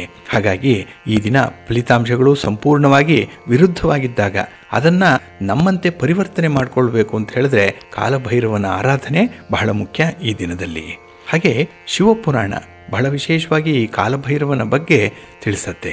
ಇಲ್ಲಿ ಶಿವಪುರಾಣದ ಪ್ರಕಾರ ಅಂಧಕಾಸುರ ಅನ್ನುವಂಥ ಒಬ್ಬ ರಾಕ್ಷಸ ದೇವತೆಗಳ ಮೂಲಕ ಸಾಧಿಸಿದಂಥ ಶಕ್ತಿ ಏನಿದೆ ಇದರಿಂದ ತುಂಬ ಅಹಂಕಾರದಲ್ಲಿರ್ತಾನೆ. ಹಾಗೆ ದೇವತೆಗಳಿಗೆ ಉಪಟಳವನ್ನು ಕೊಡ್ತಾ ಇರ್ತಾನೆ. ಅಂತಹ ಸಂದರ್ಭದಲ್ಲಿ ಶಿವ ಅವನನ್ನು ಯುದ್ಧಕ್ಕೆ ಪ್ರಚೋದನೆ ಮಾಡ್ತಾನೆ. ಅಂದರೆ ಅವನನ್ನು ಸಂಹಾರ ಮಾಡಬೇಕು. ಆದ್ದರಿಂದಲೇ ಅಂಧಕಾಸುರನ ಮೇಲೆ ಅವನು ಆಕ್ರಮಣವನ್ನು ಮಾಡ್ತಾನೆ. ಈ ಒಂದು ವಿಚಾರವನ್ನು ತಿಳಿದಂತಹ ಅಂಧಕಾಸುರ ಕೂಡ ಕೋಪಗೊಂಡು ಶಿವನ ಮೇಲೆ ಆಕ್ರಮಣ ಮಾಡ್ತಾನೆ. ಇದರಿಂದ ಮಹಾದೇವ ಗಾಯಗೊಂಡು ಅವನ ದೇಹದಿಂದ ರಕ್ತ ಹೊರಬರಲಿಕ್ಕೆ ಪ್ರಾರಂಭ ಆಗುತ್ತೆ. ಹಾಗೆ ಅಂಧಕಾಸುರನಿಗೆ ಮೋಕ್ಷವನ್ನು ನೀಡಲಿಕ್ಕೆ ಕಾಲಭೈರವನ ಮೂಲವನ್ನು ಇದು ಪಡ್ಕೊಳ್ತು ಅನ್ನುವಂಥ ಒಂದು ವಿಚಾರ ಇದೆ. ಅದೇ ಕಾರಣಕ್ಕಾಗಿ ಕಾಲಭೈರವನನ್ನು ಶಿವನ ರುದ್ರದ ಅವತಾರ ಅಂತ ಹೇಳಿ ಪರಿಗಣಿಸಲ್ಪಟ್ಟಿರುವಂಥದ್ದು. ಇಲ್ಲಿ ಇನ್ನೊಂದು ದಂತಕತೆ ಇದೆ ನೋಡಿ. ಒಮ್ಮೆ ಬ್ರಹ್ಮ ವಿಷ್ಣು ಮಹೇಶ್ವರರ ನಡುವೆ ಶ್ರೇಷ್ಠತೆಯ ಬಗ್ಗೆ ಮತ್ತು ಅವರವರ ಶಕ್ತಿಗೆ ಸಂಬಂಧಪಟ್ಟಂತೆ ಒಂದು ಮನಸ್ತಾಪ ಉಂಟಾಗುತ್ತೆ, ಒಂದು ಜಗಳ ಉಂಟಾಗುತ್ತೆ. ಆಗ ಬ್ರಹ್ಮ ಮಹಾದೇವನಿಗೆ ಅವನ ಶಕ್ತಿ ಮತ್ತು ಜ್ಞಾನವನ್ನು ಹೊಗಳಲು ಕೆಲವು ಕಟುವಾದ ಭಾಷೆಗಳನ್ನು ಬಳಸ್ತಾನೆ. ಇದರಿಂದ ಶಿವನಿಗೆ ತುಂಬ ಕೋಪ ಬರುತ್ತೆ. ಆಗ ಆ ಕೋಪದಿಂದಲೇ ಶಿವ ಕಾಲಭೈರವನ ರೂಪವನ್ನು ತಾಳ್ತಾನೆ. ಹಾಗಾಗಿ ಈ ಬ್ರಹ್ಮನ ಒಂದು ರುಂಡವನ್ನು ಅಂದರೆ ಒಂದು ಮುಖವನ್ನು ಕೂಡ ಕತ್ತರಿಸ್ಬಿಡ್ತಾನೆ. ಮೊದಲು ಬ್ರಹ್ಮನಿಗೆ ಇದ್ದಂಥದ್ದು 5 ಮುಖ, ನಂತರದಲ್ಲಿ ಒಂದು ಮುಖವನ್ನು ಕತ್ತರಿಸಿದಾಗ ಅದು ಚತುರ್ಮುಖ ಬ್ರಹ್ಮ ಅಂತ ಹೇಳಿ ಅನ್ನಿಸ್ಕೊಳ್ತಾನೆ. ಹಾಗಾಗಿ ಈ ಶಿವನು ಮಾಡಿದಂತಹ ಅಥವಾ ಈ ರುದ್ರನು ಮಾಡಿದಂತಹ ಒಂದು ಪ್ರಾಯಶ್ಚಿತ್ತ ಏನಿದೆ, ಈ ತಪ್ಪು ಏನಿದೆ, ಇದು ಬಹಳ ವಿಶೇಷವಾಗಿ ಪುರಾಣಗಳಲ್ಲಿ ಉಲ್ಲೇಖವಾಗಿರುವಂಥದ್ದು. ಹಾಗಾಗಿ ಇದಕ್ಕೆ ಸಂಬಂಧಪಟ್ಟಂತೆ ಮತ್ತೊಂದು ದಂತಕತೆ ಕೂಡ ಇದೆ. ಇಲ್ಲಿ ಒಮ್ಮೆ ಬ್ರಹ್ಮ ಮತ್ತು ವಿಷ್ಣು ಇವರಿಬ್ಬರಲ್ಲಿ ಯಾರು ಪ್ರಬಲರು ಅನ್ನುವಂಥ ಚರ್ಚೆಗೆ ಒಳಗಾಗ್ತಾರೆ. ಇವರಿಬ್ಬರ ನಡುವಿನ ದ್ವಂದ್ವತೆಯನ್ನು ನಿವಾರಣೆ ಮಾಡಲಿಕ್ಕೆ ಶಿವ ಬ್ರಹ್ಮಾಂಡವನ್ನು ಮೀರಿ ವಿಸ್ತರಿಸಿದಂತಹ ಬೆಳಕಿನ ಬೃಹತ್ ಸ್ತಂಭವಾಗಿ ಹೊರಹೊಮ್ಮಿಡ್ತಾನೆ. ಹಾಗಾಗಿ ಈ ಕಂಬದ ಅಂತ್ಯವನ್ನು ಯಾರು ಮೊದಲು ನೋಡ್ತಾರೋ ಅವರೇ ಅತ್ಯಂತ ಪ್ರಭಾವಶಾಲಿ ಅಂತ ಹೇಳಿ ಒಂದು ಷರತ್ತನ್ನು ನೀಡ್ತಾನೆ ಶಿವ. ಈ ಒಂದು ಷರತ್ತನ್ನು ಅನುಸರಣೆ ಮಾಡಿ ಭಗವಾನ್ ವಿಷ್ಣು ಕಾಡು ಹಂದಿಯ ರೂಪವನ್ನು ಧರಿಸಿ ಸ್ತಂಭದ ಕೆಳಭಾಗದ ಅಂತ್ಯವನ್ನು ಹುಡುಕ್ಲಿಕ್ಕೆ ಕೆಳಭಾಗದತ್ತ ಸಾಕ್ತಾನೆ. ಆದರೆ ವಿಷ್ಣುವಿಗೆ ಅಂತ್ಯವನ್ನು ಹುಡುಕ್ಲಿಕ್ಕೆ ಸಾಧ್ಯ ಆಗಲ್ಲ. ಹಾಗಾಗಿ ಅವನು ವಿಫಲನಾಗ್ತಾನೆ. ಇಲ್ಲಿ ಬ್ರಹ್ಮ ಹಂಸದ ರೂಪವನ್ನು ಧರಿಸಿ ಹೊಳೆಯುವಂಥ ಸ್ತಂಭದ ಮೇಲ್ಭಾಗದ ಅಂತ್ಯವನ್ನು ನೋಡಲಿಕ್ಕೆ ಹೊರಡ್ತಾನೆ. ಬ್ರಹ್ಮದೇವನಿಗೂ ಕೂಡ ಈ ಸ್ತಂಭದ ಅಂತ್ಯ ಕೂಡ ಸಿಕ್ಕಲ್ಲ. ಆದರೆ ಬ್ರಹ್ಮ ತನ್ನ ಸೋಲನ್ನು ಒಪ್ಪಿಕೊಳ್ಳಲಿಕ್ಕೆ ಇಷ್ಟಪಡಲ್ಲ. ಆದ್ದರಿಂದ ಒಂದು ಹೂವನ್ನು ಇಟ್ಕೊಂಡು ನೀರಿನಿಂದ ಮೇಲಕ್ಕೆ ಬಂದು ನಾನು ಸ್ತಂಭದ ಅಂತ್ಯವನ್ನು ನೋಡಿದ್ದೇನೆ, ನಾನೇ ಶ್ರೇಷ್ಠ ಅಂತ ಹೇಳಿಕೊಂಡ್ಬಿಡ್ತಾನೆ ಬ್ರಹ್ಮ. ಆ ಸಂದರ್ಭದಲ್ಲಿ ಶಿವನಿಗೆ ಅರ್ಥ ಆಗುತ್ತೆ ಬ್ರಹ್ಮನ ಸುಳ್ಳು ಮಾತುಗಳು. ಇದರಿಂದ ಶಿವ ಕೋಪಗೊಳ್ತಾನೆ. ತನ್ನ 3ನೇ ಕಣ್ಣಿನಿಂದ ಭೈರವನನ್ನು ಸೃಷ್ಟಿ ಮಾಡ್ತಾನೆ. ಈ ಉಗ್ರ ರೂಪದಲ್ಲಿದ್ದಂತಹ ಭೈರವ ಬ್ರಹ್ಮನ 5ನೇ ತಲೆಯನ್ನು ಕತ್ತರಿಸ್ತಾನೆ. ನಂತರ ಬ್ರಹ್ಮ ತಾನು ಹೇಳಿದಂತಹ ಸುಳ್ಳಿಗೆ ಪ್ರಾಯಶ್ಚಿತ್ತವನ್ನು ಕೋರ್ಕೊಳ್ತಾನೆ. ಇಲ್ಲಿ ಈ ಬ್ರಹ್ಮನ ದೇಹದಿಂದ ಬೇರ್ಪಟ್ಟಂತಹ ತಲೆಬುರುಡೆ ಏನಿದೆ ಅದು ಭೈರವನ ಕೈಗೆ ಅಂಟಿಕೊಳ್ಳುತ್ತೆ. ಆದ್ದರಿಂದಲೇ ಭೈರವನನ್ನು ಕಾಪಾಲ ಅಂತ ಹೇಳಿ ಕರೆಯುವಂಥದ್ದು, ಕಾಪಾಲಿ ಅಂತ ಹೇಳುವಂಥದ್ದು. ಏಕೆಂದರೆ ಆ ಶಿವನ ಕೈಯಲ್ಲಿ ಯಾವಾಗಲೂ ಕೂಡ ಒಂದು ತಲೆಯ ಬುರುಡೆ ಇರುತ್ತೆ. ಇದು ಮುಂದೆ ಬ್ರಹ್ಮಹತ್ಯ ದೋಷಕ್ಕೆ ಕಾರಣವಾಗ್ಬಿಡುತ್ತೆ. ಆದ್ದರಿಂದ ಶಿವನ ಕೈಗೆ ಅಂಟಿಕೊಂಡಂತಹ ತಲೆ ಬುರುಡೆಯನ್ನು ತೆಗಿಲಿಕ್ಕೆ ಭೈರವ ಒಂದು ಸ್ಥಳದಿಂದ ಇನ್ನೊಂದು ಸ್ಥಳಕ್ಕೆ ಅಲೆದಾಡ್ತಾ ಇರ್ತಾನೆ. ಹಾಗೆ ಈ ಬ್ರಹ್ಮನ ತಲೆಯನ್ನು ಕೈಯಲ್ಲಿಟ್ಟುಕೊಂಡು ಹೋದಾಗ, ಭಿಕ್ಷೆಗೆ ಹೋದಾಗ ವಿಷ್ಣು ಮತ್ತು ಅವನ ಪತ್ನಿ ಆಹಾರವನ್ನು ತಲೆ ಬುರುಡೆಯಲ್ಲಿ ತುಂಬಿಸ್ತಾರೆ. ಆಗ ಆ ಭಾರಕ್ಕೆ ತಲೆ ಬುರುಡೆ ಕೈಯಿಂದ ಕೆಳಗೆ ಬಿದ್ದು ಹೋಗುತ್ತೆ. ಇದರಿಂದ ಬ್ರಹ್ಮಹತ್ಯ ದೋಷ ದೂರವಾಗುತ್ತೆ. ಆ ಕಾರಣಕ್ಕಾಗಿಯೇ ಭೈರವನನ್ನು ಶಿವನ ಅಲೆದಾಡುವ ರೂಪ ಅಂತ ಹೇಳಿ ಕೂಡ ಪರಿಗಣಿಸುವಂಥದ್ದು ಇದೆ. ಇದು ಬಹಳ ವಿಶೇಷವಾಗಿ ಪುರಾಣಗಳಲ್ಲಿ ಉಲ್ಲೇಖವಾಗಿರುವಂಥ ಒಂದು ವಿಚಾರ. ಹಾಗಾಗಿ ಈ ದಿನ ಕಾಲಭೈರವನನ್ನು ಆರಾಧನೆ ಮಾಡೋದ್ರಿಂದ ಉತ್ತಮವಾದಂಥ ಫಲಿತಾಂಶಗಳು ಸಿಕ್ಕತ್ತೆ ಅನ್ನುವಂಥ ಒಂದು ವಿಚಾರ ಇದೆ. ಹಾಗಾಗಿನೇ ಈ ಕಾಲಭೈರವನ ಶಿವನ ರೂಪವನ್ನು ಈ ದಿನ ನಾವು ಆರಾಧನೆ ಮಾಡಬೇಕು.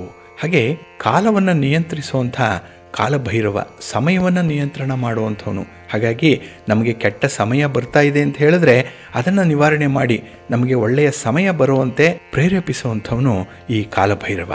ಹಾಗಾಗಿ ಭಗವಾನ್ ಶಿವನ ಆಕ್ರಮಣಕಾರಿ ರೂಪವಾಗಿರುವಂಥ ಕಾಲಭೈರವನನ್ನು ಈ ದಿನದಲ್ಲಿ ನಾವು ಆರಾಧನೆ ಮಾಡಬೇಕು.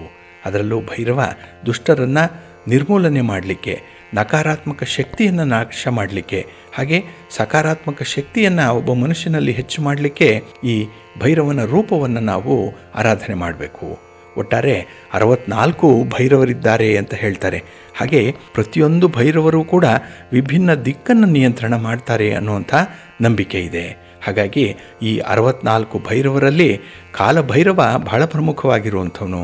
ಕಾಲಭೈರವ ಎಲ್ಲ ಭೈರವರನ್ನು ಕೂಡ ತನ್ನ ಹಿಡಿತದಲ್ಲಿ ಇಟ್ಕೊಂಡಿರ್ತಾನೆ ಅನ್ನುವಂಥ ಒಂದು ವಿಚಾರ ಇದೆ.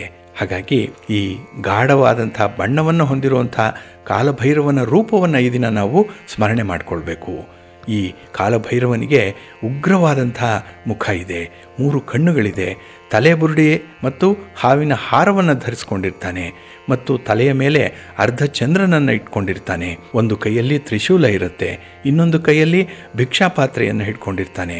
ಕಪ್ಪು ಬಣ್ಣದ ನಾಯಿಯನ್ನು ತನ್ನ ವಾಹನವನ್ನಾಗಿ ಮಾಡಿಕೊಂಡಿರ್ತಾನೆ. ಈ ಒಂದು ಚಿತ್ರಣವನ್ನು ಗಮನಿಸ್ಕೊಂಡು ಈ ದಿನ ಪೂಜೆಯನ್ನು ಮಾಡಬೇಕು. ಹಾಗೆ ಈ ಕಾಲಭೈರವ ಅಂತ ಹೇಳಿದ್ರೆ ಈಗಾಗಲೇ ಹೇಳಿದಾಗೆ ಕಾಲ ಅಂದರೆ ಸಮಯ.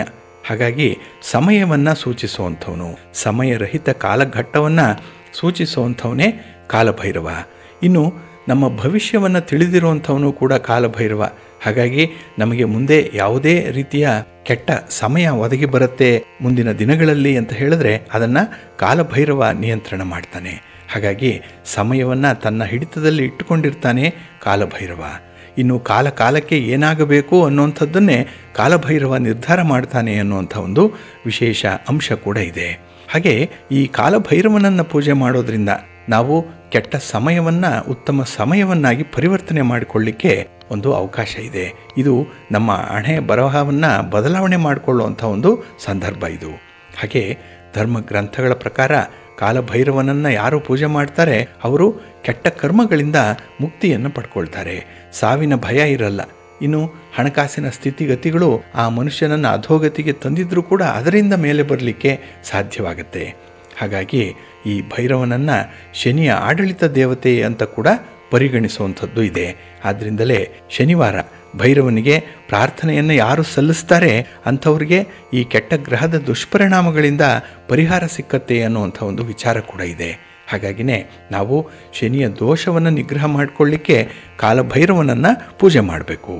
ಇನ್ನು ಯಾವುದೇ ರೀತಿಯ ಒಂದು ಸಂಪತ್ತನ್ನು, ಒಡವೆ ವಸ್ತ್ರಗಳನ್ನು, ಚಿನ್ನ ಮತ್ತು ಇತರ ಸಂಪತ್ತನ್ನು ಆಕರ್ಷಣೆ ಮಾಡಲಿಕ್ಕೂ ಕೂಡ ನಾವು ಭೈರವನನ್ನು ಆರಾಧನೆ ಮಾಡಬೇಕು. ಯಾಕೆ ಅಂತ ಹೇಳಿದ್ರೆ ಸ್ವರ್ಣಾಕರ್ಷಣ ಭೈರವನನ್ನು ಪೂಜೆ ಮಾಡಿದ್ರೆ ವಿಶೇಷವಾಗಿ ಚಿನ್ನ ಲಭ್ಯವಾಗತ್ತೆ ಅನ್ನುವಂಥ ಒಂದು ನಂಬಿಕೆ ಇದೆ.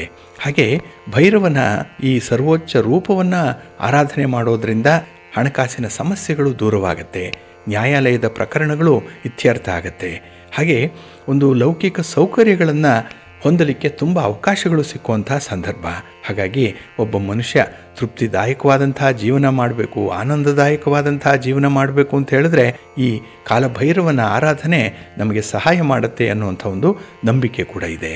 ಹಾಗಾಗಿ ನಾವು ನಮ್ಮ ಸಮಯವನ್ನು ಸಮರ್ಥವಾಗಿ ನಿರ್ವಹಣೆ ಮಾಡಿಕೊಳ್ಬೇಕು ಅಂತ ಹೇಳಿದ್ರೆ ಈ ಕಾಲಭೈರವನ ಪೂಜೆಯನ್ನು ಮಾಡಬೇಕು. ನಮಗೆ ಈ ಸಮಯ ಅಂತ ಹೇಳಿದ್ರೆ ಅದೃಷ್ಟ, ಇದನ್ನು ನಮ್ಮ ಕಡೆಗೆ ತಿರುಗಿಸ್ಕೊಳ್ಬೇಕು ಅಂತ ಹೇಳಿದ್ರು ಕೂಡ ಈ ಸಮೃದ್ಧಿ ನಮ್ಮದಾಗಿಸ್ಕೊಳ್ಬೇಕು ಅಂದರೂ ಕೂಡ ಕಾಲಭೈರವನ ಆರಾಧನೆ ನಡಿಬೇಕು. ಹಾಗಾಗಿ ನಮ್ಮನ್ನು ಹೊಸ ಹೊಸ ಅವಕಾಶಗಳು ಹುಡುಕಿಕೊಂಡು ಬರುವಂಥದ್ದು. ನೀವು ಈ ದಿನ ಶಿವನನ್ನು ಆರಾಧನೆ ಮಾಡಿ ಕಾಲಭೈರವನ ಈ ಸೂಕ್ಷ್ಮ ರೂಪವನ್ನು ಸ್ಮರಣೆ ಮಾಡಿಕೊಂಡು ಆರಾಧನೆ ಮಾಡಿ ನಾಳೆಯಿಂದಲೇ ನಿಮ್ಮ ಒಂದು ಬದಲಾವಣೆಯನ್ನು ನೀವೇ ಕಾಣಬಹುದು. ಹಾಗಾಗಿ ಬಹಳ ವಿಶೇಷವಾಗಿ ನೀವು ಮಾಡುವಂಥ ಎಲ್ಲ ಪ್ರಯತ್ನಗಳಲ್ಲೂ ಕೂಡ ಯಶಸ್ಸನ್ನು ಕಾಣಲಿಕ್ಕೆ ಸಾಧ್ಯವಾಗುತ್ತೆ. ಹಾಗೆ ಈ ಕಾಲಭೈರವನನ್ನು ನಾವು ಆರಾಧನೆ ಮಾಡೋದ್ರಿಂದ ಬಹಳಷ್ಟು ರೀತಿಯ ಪ್ರಯೋಜನಗಳಿದೆ. ಜೊತೆಗೆ ನಾವು ನಮ್ಮ ಮನಸ್ಸಿಗೆ ಧೈರ್ಯವನ್ನು ತಂದುಕೊಳ್ಬೇಕು. ಕೆಲಸ ಕಾರ್ಯಗಳಲ್ಲಿ ಹೆದರಿಕೆ, ಹಿಂಜರಿಕೆ ಅನ್ನುವಂಥದ್ದು ಇರಬಾರ್ದು. ಎಲ್ಲೋ ಒಂದು ಕಡೆ ನಮಗೆ ಸೋಮಾರಿತನ ಅನ್ನುವಂಥದ್ದು ಇದ್ದರೆ ಅದನ್ನು ಕೂಡ ಕಾಲಭೈರವ ಎಚ್ಚರಿಸಿ ನಮ್ಮನ್ನು ಕೆಲಸದಲ್ಲಿ ತೊಡಗಿಸ್ತಾನೆ. ಹಾಗಾಗಿ ಕಷ್ಟಪಟ್ಟು ದುಡಿಯುವಂಥ ಒಂದು ಮನಸ್ಥಿತಿ ಬರುತ್ತೆ, ಧೈರ್ಯದಿಂದ ಮುನ್ನುಗ್ಗುವಂಥ ಒಂದು ವಿಶೇಷ ಸ್ವಭಾವ ನಮ್ಮದಾಗುತ್ತೆ. ಹಾಗಾಗಿ ನಾವು ಈ ಕಾಲವನ್ನು ಅಂದರೆ ಸಮಯವನ್ನು ನಿಯಂತ್ರಿಸುವಂಥ ದೇವರನ್ನು ಈ ದಿನ ನಾವು ಆರಾಧನೆ ಮಾಡಬೇಕು. ಹಾಗಾಗಿ ಕೆಟ್ಟ ಸಮಯ ಕೂಡ ನಮಗೆ ಒಳ್ಳೆಯ ಸಮಯವಾಗಿ ಪರಿವರ್ತನೆ ಆಗುತ್ತೆ. ಹಾಗಾಗಿ ಕೆಟ್ಟ ಕಾಲ ಅನ್ನುವಂಥದ್ದು ಇಲ್ಲ, ಕೆಟ್ಟ ಅದೃಷ್ಟ ಅನ್ನುವಂಥದ್ದು, ದುರಾದೃಷ್ಟ ಅನ್ನುವಂಥದ್ದು ಇರಲ್ಲ. ಪ್ರತಿಯೊಂದು ವಿಚಾರದಲ್ಲೂ ಕೂಡ ಅದೃಷ್ಟ ನಮ್ಮ ಕೈ ಹಿಡಿಯುತ್ತೆ. ಅದಕ್ಕಾಗಿಯೇ ಈ ದಿನ ಕಾಲಭೈರವ ಅಷ್ಟಕವನ್ನು ನೀವು ಪಠಣ ಮಾಡಿಕೊಳ್ಳಿ. ಕಾಲಭೈರವ ಅಷ್ಟೋತ್ತರ ಶತನಾಮಾವಳಿಯನ್ನು ಹೇಳಿಕೊಳ್ಳಿ. ಬಹಳ ವಿಶೇಷವಾಗಿ ಇಲ್ಲಿ ನಮಗೆ ಎಲ್ಲ ರೀತಿಯ ಫಲಗಳು ಕೂಡ ಉತ್ತರೋತ್ತರವಾಗಿ ಲಭ್ಯವಾಗುತ್ತೆ. ಇದೊಂದನ್ನು ನೀವು ಅನುಸರಣೆ ಮಾಡಿ ಈ ದಿನ ಒಳ್ಳೆಯ ಫಲಿತಾಂಶ ನಿಮಗೆ ಸಿಕ್ಕತ್ತೆ. ಹಾಗಾಗಿ ಕಾಲಭೈರವ ತಮ್ಮೆಲ್ಲರಿಗೂ ಕೂಡ ಈ ದಿನ ಶುಭ ಫಲಿತಾಂಶಗಳನ್ನು ನೀಡಲಿ ಅಂತ ಹೇಳಿ ಪ್ರಾರ್ಥನೆ ಮಾಡೋಣ.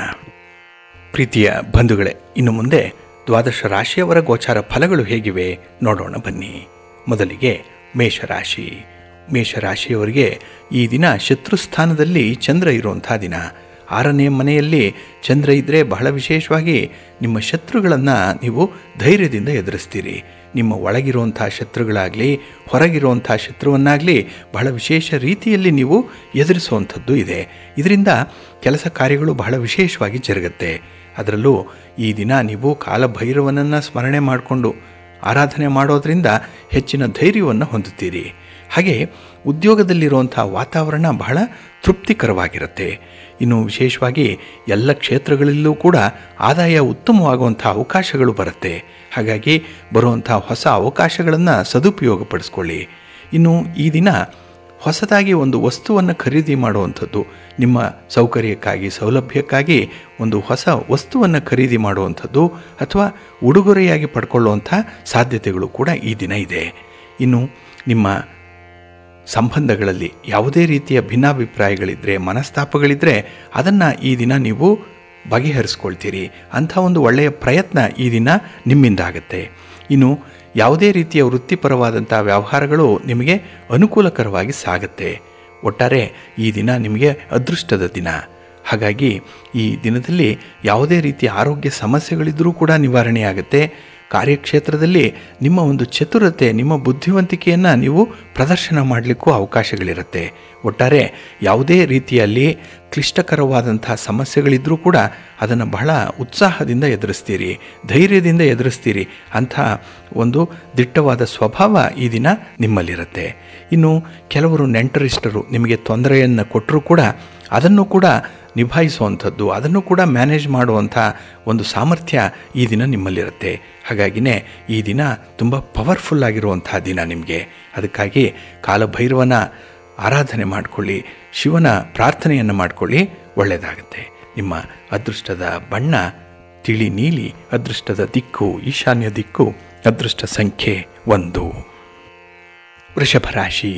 ವೃಷಭರಾಶಿಯವರಿಗೆ ಈ ದಿನ ಪಂಚಮ ಸ್ಥಾನದಲ್ಲಿ ಚಂದ್ರ ಇರುವಂಥ ದಿನ. ಹಾಗಾಗಿ ಕೇತುವಿನ ಜೊತೆಯಲ್ಲಿ ಚಂದ್ರ ಇದ್ದರೆ ಈ ದಿನ ಸ್ವಲ್ಪ ನಿರ್ಲಕ್ಷ್ಯ ಭಾವ ಇರುತ್ತೆ.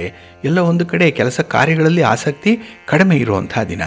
ಹಾಗೆ ಮಕ್ಕಳ ಸಲುವಾಗಿ ಈ ದಿನ ಎಷ್ಟೋ ಕೆಲಸಗಳನ್ನು ಮಾಡಿ ಅದು ಫಲಿತಾಂಶಗಳನ್ನು ಕೊಡ್ತಾ ಇಲ್ಲ ಅನ್ನುವಂಥ ಒಂದು ಹತಾಶ ಭಾವ ಕೂಡ ಇರುವಂಥ ಸಂದರ್ಭ ಇದೆ. ಹಾಗೆ ಈ ದಿನ ಆತುರಾತುರವಾಗಿ ಬೇರೆಯವರಿಗೆ ಮಾತು ಕೊಡ್ತೀರಿ, ಏನೋ ಕೈಲಾಗದ ಕೆಲಸವನ್ನು ಮಾಡ್ತೀನಿ ಅಂತ ಹೇಳಿ ಮುಂದೆ ಹೋಗ್ತೀರಿ. ಇದು ನಿಮಗೆ ತುಂಬ ಹಿನ್ನಡೆಯನ್ನು ತರುತ್ತೆ. ಹಾಗೆ ಬೇರೆಯವರಿಗೆ ಮಾತು ಕೊಡುವಂತಹ ಸಂದರ್ಭದಲ್ಲಿ, ಒಂದು ಪ್ರಾಮಿಸ್ ಮಾಡುವಂತಹ ಸಂದರ್ಭದಲ್ಲಿ ನೀವು ನಿಮ್ಮ ಶಕ್ತಿ ಸಾಮರ್ಥ್ಯಗಳನ್ನು, ನಿಮ್ಮ ಇತಿಮಿತಿಗಳನ್ನು ನೋಡಿಕೊಂಡು ಮುಂದುವರಿಬೇಕಾಗತ್ತೆ. ಹಾಗೆ ಈ ದಿನ ಆದಾಯಕ್ಕೆ ಮೀರಿದಂತಹ ಖರ್ಚುಗಳು ಕೂಡ ಇರುತ್ತೆ. ಇನ್ನು ಕುಟುಂಬ ಸದಸ್ಯರ ವರ್ತನೆ, ಅವರ ಮಾತು, ಅವರ ಒಂದು ಅಭಿಪ್ರಾಯ ಈ ದಿನ ನಿಮಗೆ ಮಾನಸಿಕವಾಗಿ ಸ್ವಲ್ಪ ಹಿಂಸೆಯನ್ನು ಕೊಡುತ್ತೆ. ಎಲ್ಲ ಒಂದು ಕಡೆ ಕಿರಿಕಿರಿ ಜಾಸ್ತಿ ಆಗುವಂಥದ್ದು ಮನೆಯ ಒಳಗೆ. ಆದ್ದರಿಂದಲೇ ಹೆಚ್ಚು ಸಮಯ ಮನೆಯ ಹೊರಗೆ ಕಳೆಯುವಂಥ ಸಂದರ್ಭಗಳಿದೆ. ಮನೆಯ ಹೊರಗೆ ನಿಮಗೆ ಇಷ್ಟ, ನಿಮ್ಮ ಸ್ನೇಹಿತರನ್ನು ನಿಮ್ಮ ಮನೆಯ ಹೊರಗಡೆ ಭೇಟಿ ಮಾಡುವಂಥದ್ದು, ಅವರ ಜೊತೆ ಹೆಚ್ಚು ಸಮಯವನ್ನು ಕಳೆಯುವಂಥ ಒಂದು ಇಚ್ಛೆಯನ್ನು ವ್ಯಕ್ತಪಡಿಸ್ತೀರಿ ಈ ದಿನದಲ್ಲಿ. ಹಾಗೆ ಯಾವುದೇ ವ್ಯವಹಾರಗಳಲ್ಲಿ ಈ ದಿನ ಸರಿಯಾದ ನಿರ್ಧಾರಗಳನ್ನು ತೆಗೆದುಕೊಳ್ಳಿಕ್ಕೂ ಕೂಡ ಸಾಧ್ಯ ಆಗಲ್ಲ. ಯಾಕೆಂದರೆ ಮನಸ್ಸು ಸ್ಥಿರವಾಗಿಲ್ಲ, ಒಂದು ಕನ್ಸಿಸ್ಟೆನ್ಸಿ ಇಲ್ಲ. ಆದ್ದರಿಂದಲೇ ಈ ದಿನ ನೀವು ಬೆಳಗ್ಗೆ ತೆಗೆದುಕೊಂಡಂಥ ನಿರ್ಧಾರವನ್ನು ಮಧ್ಯಾಹ್ನದ ವೇಳೆಗೆ ಬದಲಾವಣೆ ಮಾಡಿಬಿಡ್ತೀರಿ. ಹಾಗಾಗಿ ಸ್ಥಿರತೆ ಇಲ್ಲದಂತಹ ಈ ಒಂದು ಗುರಿ ಏನಿದೆ ಇದರಿಂದ ಹೆಚ್ಚು ನಷ್ಟಗಳು ಕೂಡ ಉಂಟಾಗುತ್ತೆ. ಹಾಗೆ ಈ ದಿನ ಸಮಯ ನಿಮ್ಮ ಕೈಯಲ್ಲಿರಲ್ಲ. ಈ ಟೈಮ್ ಅನ್ನೋವಂಥದ್ದು ಟೈಮ್ ಔಟ್ ಆಗಿಬಿಡುತ್ತೆ ಈ ದಿನದಲ್ಲಿ. ಆದ್ದರಿಂದಲೇ ಎಲ್ಲ ಅದೃಷ್ಟವನ್ನು ತರುವಂಥ ಅವಕಾಶಗಳಿದ್ದರೂ ಅದು ನಿಮಗೆ ದಕ್ಕಲ್ಲ. ಆದ್ದರಿಂದಲೇ ಈ ದಿನ ಕಾಲಭೈರವನನ್ನು ಆರಾಧನೆ ಮಾಡುವಂಥದ್ದು, ಹಾಗೆ ವಿಶೇಷವಾಗಿ ಈ ದಿನ ಶಿವನ ಪೂಜೆಗೆ ಬಿಲ್ವಪತ್ರೆಯ ಹೂಗಳನ್ನು ಕೊಡುವಂಥದ್ದು, ಹಾಗೆ ವಿಶೇಷ ಸಂದರ್ಭದಲ್ಲಿ ಈ ದಿನ ಶಿವಸ್ಮರಣೆಯನ್ನು ಮಾಡಿಕೊಳ್ಳುವಂಥದ್ದನ್ನು ಮಾಡಿ ಒಳ್ಳೆಯದಾಗತ್ತೆ. ನಿಮ್ಮ ಅದೃಷ್ಟದ ಬಣ್ಣ ಗುಲಾಬಿ, ಅದೃಷ್ಟದ ದಿಕ್ಕು ಈಶಾನ್ಯ ದಿಕ್ಕು, ಅದೃಷ್ಟ ಸಂಖ್ಯೆ 2. ಮಿಥುನ ರಾಶಿ. ಮಿಥುನ ರಾಶಿಯವರಿಗೆ ಈ ದಿನ ಚತುರ್ಥದಲ್ಲಿ ಚಂದ್ರ ಇರುವಂಥ ದಿನ. 4ನೇ ಮನೆ ಇದು, ಸುಖಸ್ಥಾನ. ಆದರೆ ಬಹಳ ಕಷ್ಟಪಟ್ಟು ಈ ದಿನ ಆತ್ಮಸ್ಥೈರ್ಯದಿಂದ ಕೆಲವೊಂದು ಸೌಲಭ್ಯಗಳನ್ನು ಹೊಂದುತ್ತೀರಿ. ಹಾಗಾಗಿ ಈ ಅಳುಕು, ಅಂಜಿಕೆ, ಭಯ ಅನ್ನೋವಂಥದ್ದು ಇರುತ್ತೆ. ಯಾರು ಏನು ಅಂದ್ಕೊಳ್ತಾರೋ ಅನ್ನೋವಂಥ ಒಂದು ಹಿಂಜರಿಕೆ ಕೂಡ ಮನಸ್ಸಿನಲ್ಲಿರುತ್ತೆ. ಆದರೂ ಮನಸ್ಸಿನ ಮೂಲೆಯಲ್ಲಿ ಸ್ವಲ್ಪ ಧೈರ್ಯ ಇದೆ. ಅದನ್ನು ನೀವು ಕಿಂಡಲ್ ಮಾಡಿದ್ರೆ, ಆ ಧೈರ್ಯವನ್ನು ಸ್ವಲ್ಪ ಜಾಸ್ತಿ ಮಾಡಿಕೊಂಡ್ರೆ ಈ ದಿನ ಕೆಲವು ಕೆಲಸಗಳಲ್ಲಿ ಉತ್ತಮ ಫಲಿತಾಂಶ ಸಿಕ್ಕತ್ತೆ. ಹಾಗೆ ಈ ದಿನ ಹಣಕಾಸಿನ ಪರಿಸ್ಥಿತಿ ನಿಮ್ಮ ನಿರೀಕ್ಷೆಯಂತೆ ಇರುತ್ತೆ. ಅಂದರೆ ವ್ಯಾಪಾರ ವ್ಯವಹಾರಗಳಲ್ಲಿ ಒಂದು ಹಂತದವರೆಗೂ ನಿಮಗೆ ಅನುಕೂಲ ಇದೆ, ಲಾಭ ಇದೆ. ಆದರೆ ಖರ್ಚು ವೆಚ್ಚಗಳು ಕೂಡ ಈ ದಿನ ಹೆಚ್ಚಾಗ್ಬಿಡುತ್ತೆ. ಇನ್ನು ಈ ದಿನ ನಿರುದ್ಯೋಗಿಗಳಿಗೆ ಬರುವಂಥ ಅವಕಾಶಗಳೇನಿದೆ ಅದು ನಿಮ್ಮ ಸಮಯ ಪ್ರಜ್ಞೆಯನ್ನು ಮೀರಿರುವಂಥದ್ದು. ಹಾಗಾಗಿ ಸಮಯಕ್ಕೆ ಸರಿಯಾಗಿ ನೀವು ತೀರ್ಮಾನವನ್ನು ಕೈಗೊಳ್ಳದೇ ಇರೋದರಿಂದಲೇ ಕೆಲವೊಂದು ನಷ್ಟಗಳು ಅನುಭವಿಸುತ್ತೀರಿ. ಹಾಗಾಗಿ ಈ ಸಮಯ ಅನ್ನುವಂಥದ್ದು ನಿಮಗೆ ಬಹಳ ಮುಖ್ಯ. ಟೈಮ್ ಸೆನ್ಸ್ ಇರಬೇಕು ಈ ದಿನ, ಇಲ್ಲ ಅಂತ ಹೇಳಿದ್ರೆ ಭಾರಿ ನಷ್ಟಕ್ಕೆ ಕಾರಣವಾಗ್ಬಿಡುತ್ತೆ. ಇನ್ನು ಈ ದಿನ ಕೈಗೊಂಡ ಕೆಲಸ ಕಾರ್ಯಗಳಲ್ಲಿ ತುಂಬ ಒಂದು ಶ್ರದ್ಧೆ ಬೇಕು, ಹೆಚ್ಚು ಪ್ರಯತ್ನ ಬೇಕು. ಹಾಗಾಗಿನೇ ಯಾವುದೇ ಪ್ರಯತ್ನ ಇಲ್ಲದೆ ಕೆಲಸಗಳಾಗಲ್ಲ. ಪ್ರಯತ್ನ ಅಂದರೆ ಸಾಧಾರಣವಾಗಿರುವಂಥದ್ದಲ್ಲ, ಬಹಳ ಅಸಾಧಾರಣವಾಗಿರುವಂಥದ್ದು, ಎಕ್ಸ್ಟ್ರಾ ಆರ್ಡಿನರಿ ಎಫರ್ಟ್ ಅನ್ನುವಂಥದ್ದನ್ನು ಈ ದಿನ ಹಾಕಬೇಕಾಗತ್ತೆ. ಹಾಗೆ ಈ ದಿನ ಬಹಳ ಪ್ರಬುದ್ಧತೆ ಇದೆ, ಬುದ್ಧಿವಂತಿಕೆ ಇದೆ, ಹಾಗೆ ಜಾಣವಾದಂಥ ನುಡಿ ಇದೆ. ಅಂದರೆ ಒಳ್ಳೆಯ ಮಾತುಗಳನ್ನು ಆಡ್ತೀರಿ. ಆದರೆ ಸಮಯಕ್ಕೆ ಸರಿಯಾಗಿ ಇವುಗಳ ಬಳಕೆ ಆಗದೇ ಇರೋದರಿಂದ ಹೆಚ್ಚು ಫಲಿತಾಂಶಗಳು ನಿಮ್ಮ ಪರವಾಗಿರಲ್ಲ. ಹಾಗೆ ಈ ದಿನದಲ್ಲಿ ನಿಮ್ಮ ಅದೃಷ್ಟ ನಿಮ್ಮ ಕೈಯಿಂದ ಹೊರಗೆ ಹೋಗುವಂಥದ್ದು ಕೂಡ ಇರುತ್ತೆ. ಎಲ್ಲವೂ ಕೈಗೆ ಬರುತ್ತೆ, ಕೈಗೆ ಬಂದ ತುತ್ತು ಬಾಯಿಗಿಲ್ಲ ಅಂತ ಹೇಳ್ತಾರಲ್ಲ, ಆ ರೀತಿ ಈ ಫಲಗಳನ್ನು ಅನುಭವಿಸುವಂಥ ಸಂದರ್ಭದಲ್ಲಿ ವಂಚಿತರಾಗುವಂಥ ಅವಕಾಶಗಳು ಜಾಸ್ತಿ ಇರುತ್ತೆ. ಅದಕ್ಕಾಗಿಯೇ ಈ ದಿನ ನೀವು ವಿಷ್ಣು ಸ್ತೋತ್ರವನ್ನು ಹೇಳ್ಕೊಳ್ಳಿ, ವಿಷ್ಣುವಿನ ದರ್ಶನ ಮಾಡಿ, ಒಳ್ಳೆಯದಾಗತ್ತೆ. ನಿಮ್ಮ ಅದೃಷ್ಟದ ಬಣ್ಣ ಬಿಳುಪು, ಅದೃಷ್ಟದ ದಿಕ್ಕು ಉತ್ತರ ದಿಕ್ಕು, ಅದೃಷ್ಟ ಸಂಖ್ಯೆ 5. ಕರ್ಕಾಟಕ ರಾಶಿ. ಕರ್ಕಾಟಕ ರಾಶಿಯವರಿಗೆ ಈ ದಿನ ನಿಮ್ಮ ರಾಶಿಯ ಅಧಿಪತಿಯಾದಂಥ ಚಂದ್ರ 3ನೇ ಸ್ಥಾನದಲ್ಲಿದ್ದಾನೆ. ಇದು ಕೀರ್ತಿ ಸ್ಥಾನ. ಹಾಗಾಗಿ ಈ ದಿನ ನೀವು ಮಾಡುವಂಥ ಕೆಲಸ ಕಾರ್ಯಗಳೇನಿದೆ ಇದರಿಂದ ನಿಮಗೆ ಕೀರ್ತಿ ಸಿಕ್ಕತ್ತೆ, ಒಳ್ಳೆಯ ಸ್ಥಾನಮಾನಗಳು ಸಿಕ್ಕತ್ತೆ, ಜೊತೆಗೆ ಮನಸ್ಸಿಗೂ ಸಮಾಧಾನ ಇರುತ್ತೆ. ಹಾಗೆ ಈ ದಿನ ಉದ್ಯೋಗದ ವಾತಾವರಣ ಬಹಳ ತೃಪ್ತಿಕರವಾಗಿರುತ್ತೆ. ಯಾವುದೇ ಕೆಲಸ ಮಾಡಿದ್ರೂ ಕೂಡ ಅದರಲ್ಲಿ ಒಂದು ಸಂತೃಪ್ತಿ ಇದೆ. ಹಾಗೆ ಈ ಪೂರ್ಣತಾ ಭಾವ, ಧನ್ಯತಾ ಭಾವ ಅನ್ನುವಂಥದ್ದು ಬಹಳ ಮುಖ್ಯ. ಅಂದರೆ ಪೂರ್ಣತೆ ಅಂದರೆ ಸ್ವಲ್ಪವೇ ಸಿಕ್ಕಿದ್ರೂ ಅದರಲ್ಲಿ ಒಂದು ಪರಿಪೂರ್ಣತೆಯನ್ನು ಕಂಡು ಒಂದು ಧನ್ಯತೆಯನ್ನು ಕಾಣುವಂಥದ್ದು. ಹಾಗೆ ಕೆಲವೊಮ್ಮೆ ನಿಮಗೆ ಯಾವುದೇ ಕೆಲಸ ಕಾರ್ಯಗಳಲ್ಲಿ ಕೂಡ ಶುಭ ವಾರ್ತೆಗಳು ಬರದೇ ಇದ್ದರೆ, ಒಳ್ಳೆಯ ಸುದ್ದಿ ಸಿಗದೇ ಇದ್ದರೆ ಮನಸ್ಸು ಬಹಳ ಬೇಗ ವಿಚಲಿತರಾಗ್ಬಿಡ್ತೀರಿ. ಹಾಗಾಗಿ ಬೇಗ ಡಿಪ್ರೆಷನ್ಗೆ ಹೋಗುವಂಥದ್ದು ಇರುತ್ತೆ. ಆದರೆ ಈ ದಿನ ಎಂಥದ್ದೇ ವಾರ್ತೆ ಕೇಳಿದ್ರೂ ಕೂಡ ಮನಸ್ಸು ಗಟ್ಟಿಯಾಗಿರುತ್ತೆ, ಆತ್ಮವಿಶ್ವಾಸ ಚೆನ್ನಾಗಿದೆ ಈ ದಿನದಲ್ಲಿ. ಹಾಗೆ ಎಲ್ಲ ಕ್ಷೇತ್ರಗಳಿಗೂ ಕೂಡ ಈ ದಿನ ಆದಾಯದ ವಿಸ್ತರಣೆ ಆಗುವಂಥದ್ದು. ನೋಡಿ, ನೀವು ಯಾವುದೇ ಒಂದು ಮೂಲದಿಂದಲೂ ಕೂಡ ಆದಾಯವನ್ನು ಪಡ್ಕೊಳ್ಳಿಕ್ಕೆ ಒಳ್ಳೊಳ್ಳೆಯ ಅವಕಾಶಗಳು ಈ ದಿನ ನಿಮಗೆ ಸಿಕ್ಕತ್ತೆ. ಹಾಗೆ ಈ ದಿನ ವೃತ್ತಿಪರವಾದಂತಹ ವ್ಯವಹಾರಗಳು ನಿಮಗೆ ಅನುಕೂಲಕರವಾಗಿರುತ್ತೆ, ಒಳ್ಳೆಯ ಫಲಿತಾಂಶಗಳು ಸಿಕ್ಕತ್ತೆ. ಸಹೋದ್ಯೋಗಿಗಳ ಸಹಕಾರ ಇದೆ, ಮೇಲಧಿಕಾರಿಗಳ ಮಾರ್ಗದರ್ಶನ ಇದೆ. ಅದರಲ್ಲೂ ಬಹಳ ವಿಶೇಷವಾಗಿ ಈ ದಿನ ನೀವು ನಿಮ್ಮ ಇಷ್ಟವಾದಂತಹ ಗುರುವಿನ ಸೇವೆ ಮಾಡೋದ್ರಿಂದ, ಗುರುವಿನ ದರ್ಶನ ಮಾಡೋದ್ರಿಂದ ಒಳ್ಳೆಯ ಫಲಗಳನ್ನೇ ಪಡ್ಕೊಳ್ತೀರಿ.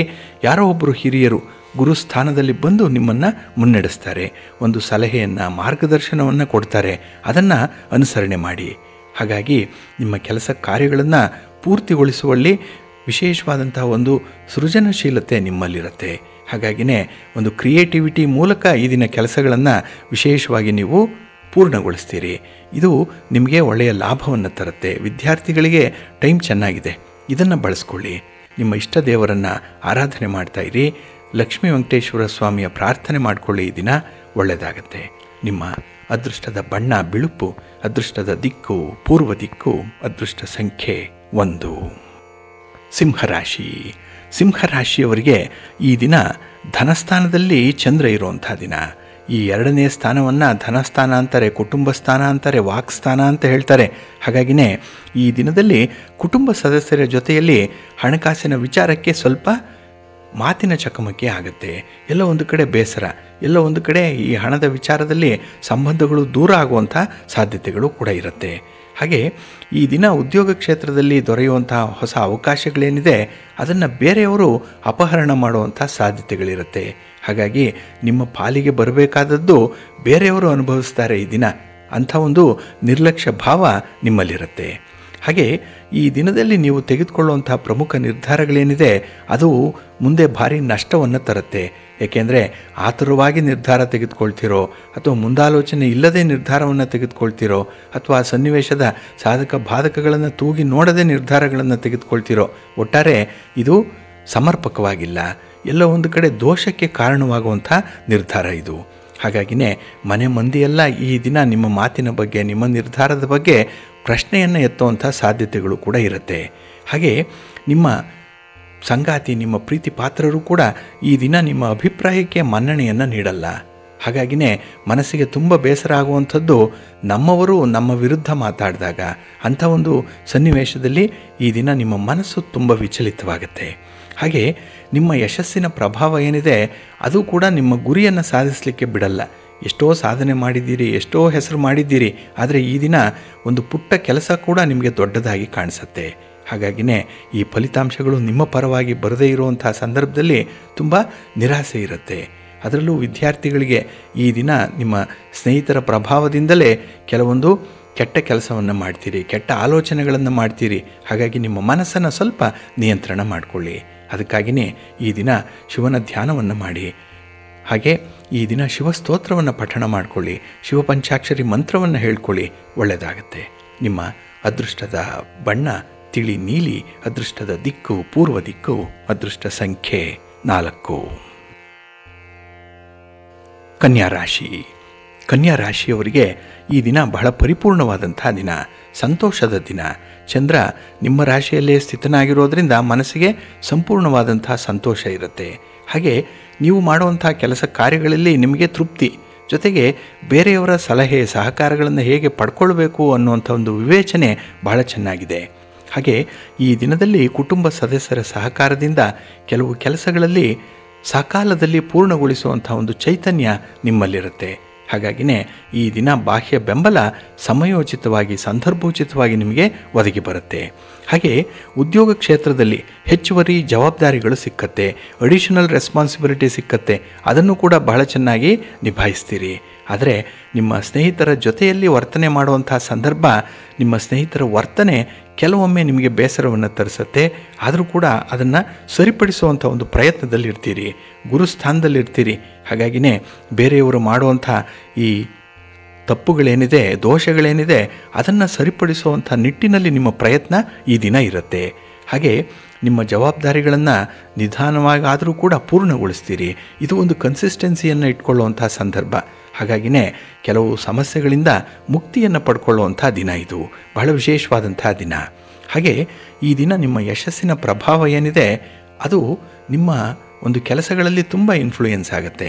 ಹಾಗಾಗಿ ನಿಮ್ಮ ಸ್ಥಾನಮಾನ, ನಿಮ್ಮ ಒಂದು ಶಕ್ತಿ ಸಾಮರ್ಥ್ಯ, ಇದರ ಫಲವಾಗಿ ಕೆಲವೊಂದು ವಿಶೇಷ ಕೆಲಸಗಳನ್ನು ಕೂಡ ಈ ದಿನ ಸಾಧನೆ ಮಾಡ್ತೀರಿ.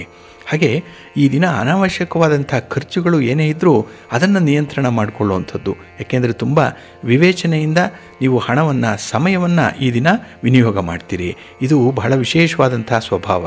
ಹಾಗಾಗಿ ಈ ದಿನ ಕಾಲಭೈರವನನ್ನು ಆರಾಧನೆ ಮಾಡೋದ್ರಿಂದ, ಜೊತೆಗೆ ಈ ದಿನ ಶಿವಸ್ತೋತ್ರವನ್ನು ಹೇಳಿಕೊಳ್ಳೋದ್ರಿಂದ ಒಳ್ಳೆಯ ಫಲ ನಿಮಗೆ ಸಿಕ್ಕತ್ತೆ.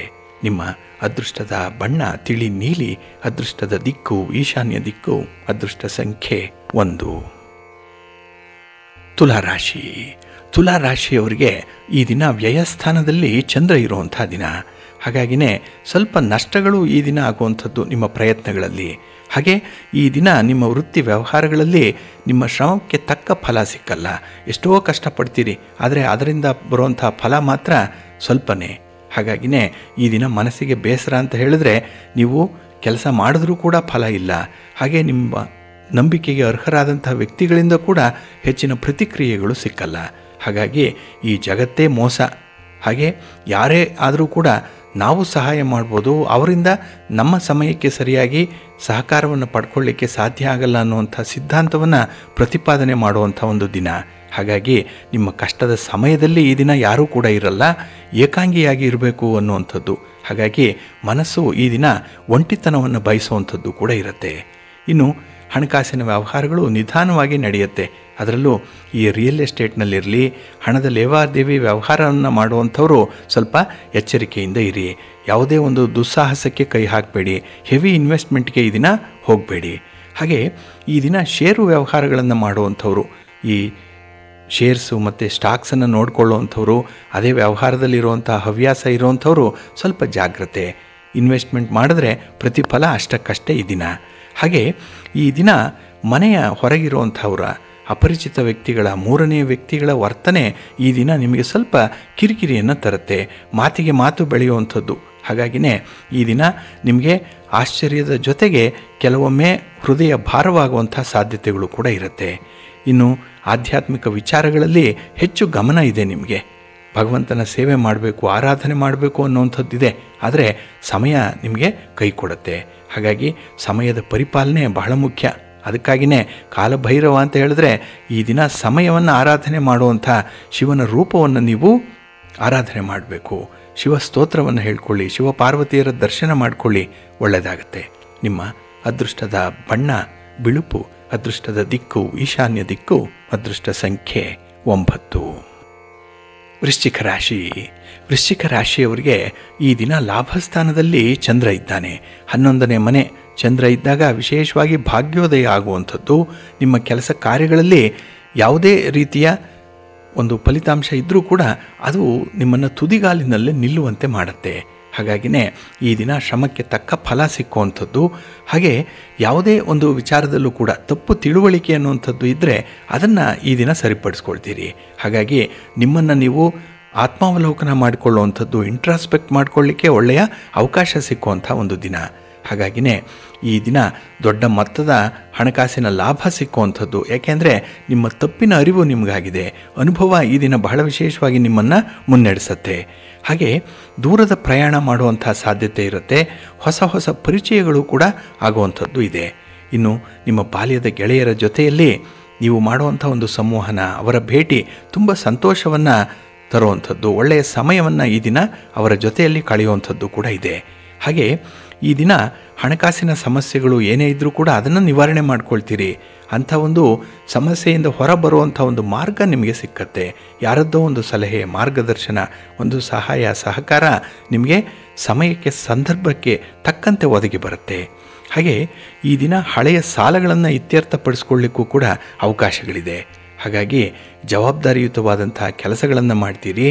ಹಾಗೆ ಭವಿಷ್ಯಕ್ಕೆ ಬೇಕಾದಂಥ ತೀರ್ಮಾನಗಳನ್ನು ಕೈಗೊಳ್ಳುವಂಥ ಒಂದು ವಿಶೇಷ ದಿನ. ಇನ್ನು ನಿಮ್ಮ ಸಂಗಾತಿ, ನಿಮ್ಮ ಪ್ರೀತಿ ಪಾತ್ರರ ನೆರವು ನಿಮಗೆ ಈ ದಿನ ಸಂತೋಷವನ್ನು ತರುತ್ತೆ. ಹಾಗೆ ಅವರ ಜೊತೆಯಲ್ಲಿದ್ದಷ್ಟು ಕೂಡ ನಿಮಗೆ ಶಕ್ತಿ ಜಾಸ್ತಿ, ಆತ್ಮವಿಶ್ವಾಸ ಜಾಸ್ತಿ. ಏಕೆಂದರೆ ಅವರ ಒಂದು ಸಲಹೆ ಈ ದಿನ ಬಹಳ ಉತ್ತಮವಾಗಿರುತ್ತೆ. ಇನ್ನು ಈ ದಿನದಲ್ಲಿ ಯಾವುದೇ ಒಂದು ಕೆಲಸದಲ್ಲೂ ಕೂಡ ಹೆಚ್ಚಿನ ಜವಾಬ್ದಾರಿ ಇದೆ, ಮುತುವರ್ಜಿ ಇದೆ, ಕಾಳಜಿ ಇದೆ, ಕಳಕಳಿ ಇದೆ. ಆದ್ದರಿಂದಲೇ ಈ ದಿನ ಹೆಚ್ಚು ಲಾಭ. ನಿಮ್ಮ ಮನೆ ದೇವರನ್ನು ಸ್ಮರಣೆ ಮಾಡಿಕೊಳ್ಳಿ. ಹಾಗೆ ಮಹಾಲಕ್ಷ್ಮಿಯ ಸ್ತೋತ್ರವನ್ನು ಹೇಳ್ಕೊಳ್ಳಿ. ಈ ದಿನ ಒಳ್ಳೆಯದಾಗತ್ತೆ. ನಿಮ್ಮ ಅದೃಷ್ಟದ ಬಣ್ಣ ಕೆಂಪು, ಅದೃಷ್ಟದ ದಿಕ್ಕು ಪೂರ್ವ ದಿಕ್ಕು, ಅದೃಷ್ಟ ಸಂಖ್ಯೆ 1. ಧನುರಾಶಿ. ಧನುರಾಶಿಯವರಿಗೆ ಈ ದಿನ ಶಕ್ತಿಶಾಲಿಯಾಗಿರುವಂಥ ದಿನ, ತುಂಬ ಎಫೆಕ್ಟಿವ್ ಆಗಿರುವಂಥ ದಿನ. ಹಾಗೆ ಉದ್ಯೋಗ ಸ್ಥಾನದಲ್ಲಿ ಚಂದ್ರ ಇದ್ದಾಗ, 10ನೇ ಮನೆಯಲ್ಲಿದ್ದಾಗ ನಿಮ್ಮ ಕೆಲಸ ಕಾರ್ಯಗಳಲ್ಲಿ ಈ ದಿನ ಹೆಚ್ಚು ಆಸಕ್ತಿ ಇರುವಂಥ ದಿನ. ಹಾಗೆ ಫಲಿತಾಂಶಗಳನ್ನು ನಿಮ್ಮ ಪರವಾಗಿ ನೀವು ಪರಿವರ್ತನೆ ಮಾಡಿಕೊಳ್ಳುವಂಥ ಅವಕಾಶಗಳಿರುತ್ತೆ. ಹಾಗಾಗಿ ಬರುವಂಥ ಅವಕಾಶಗಳನ್ನು, ಈ ಆಪರ್ಚುನಿಟೀಸನ್ನು ಬಹಳ ಸಮರ್ಥವಾಗಿ ಬಳಸ್ಕೊಳ್ತೀರಿ.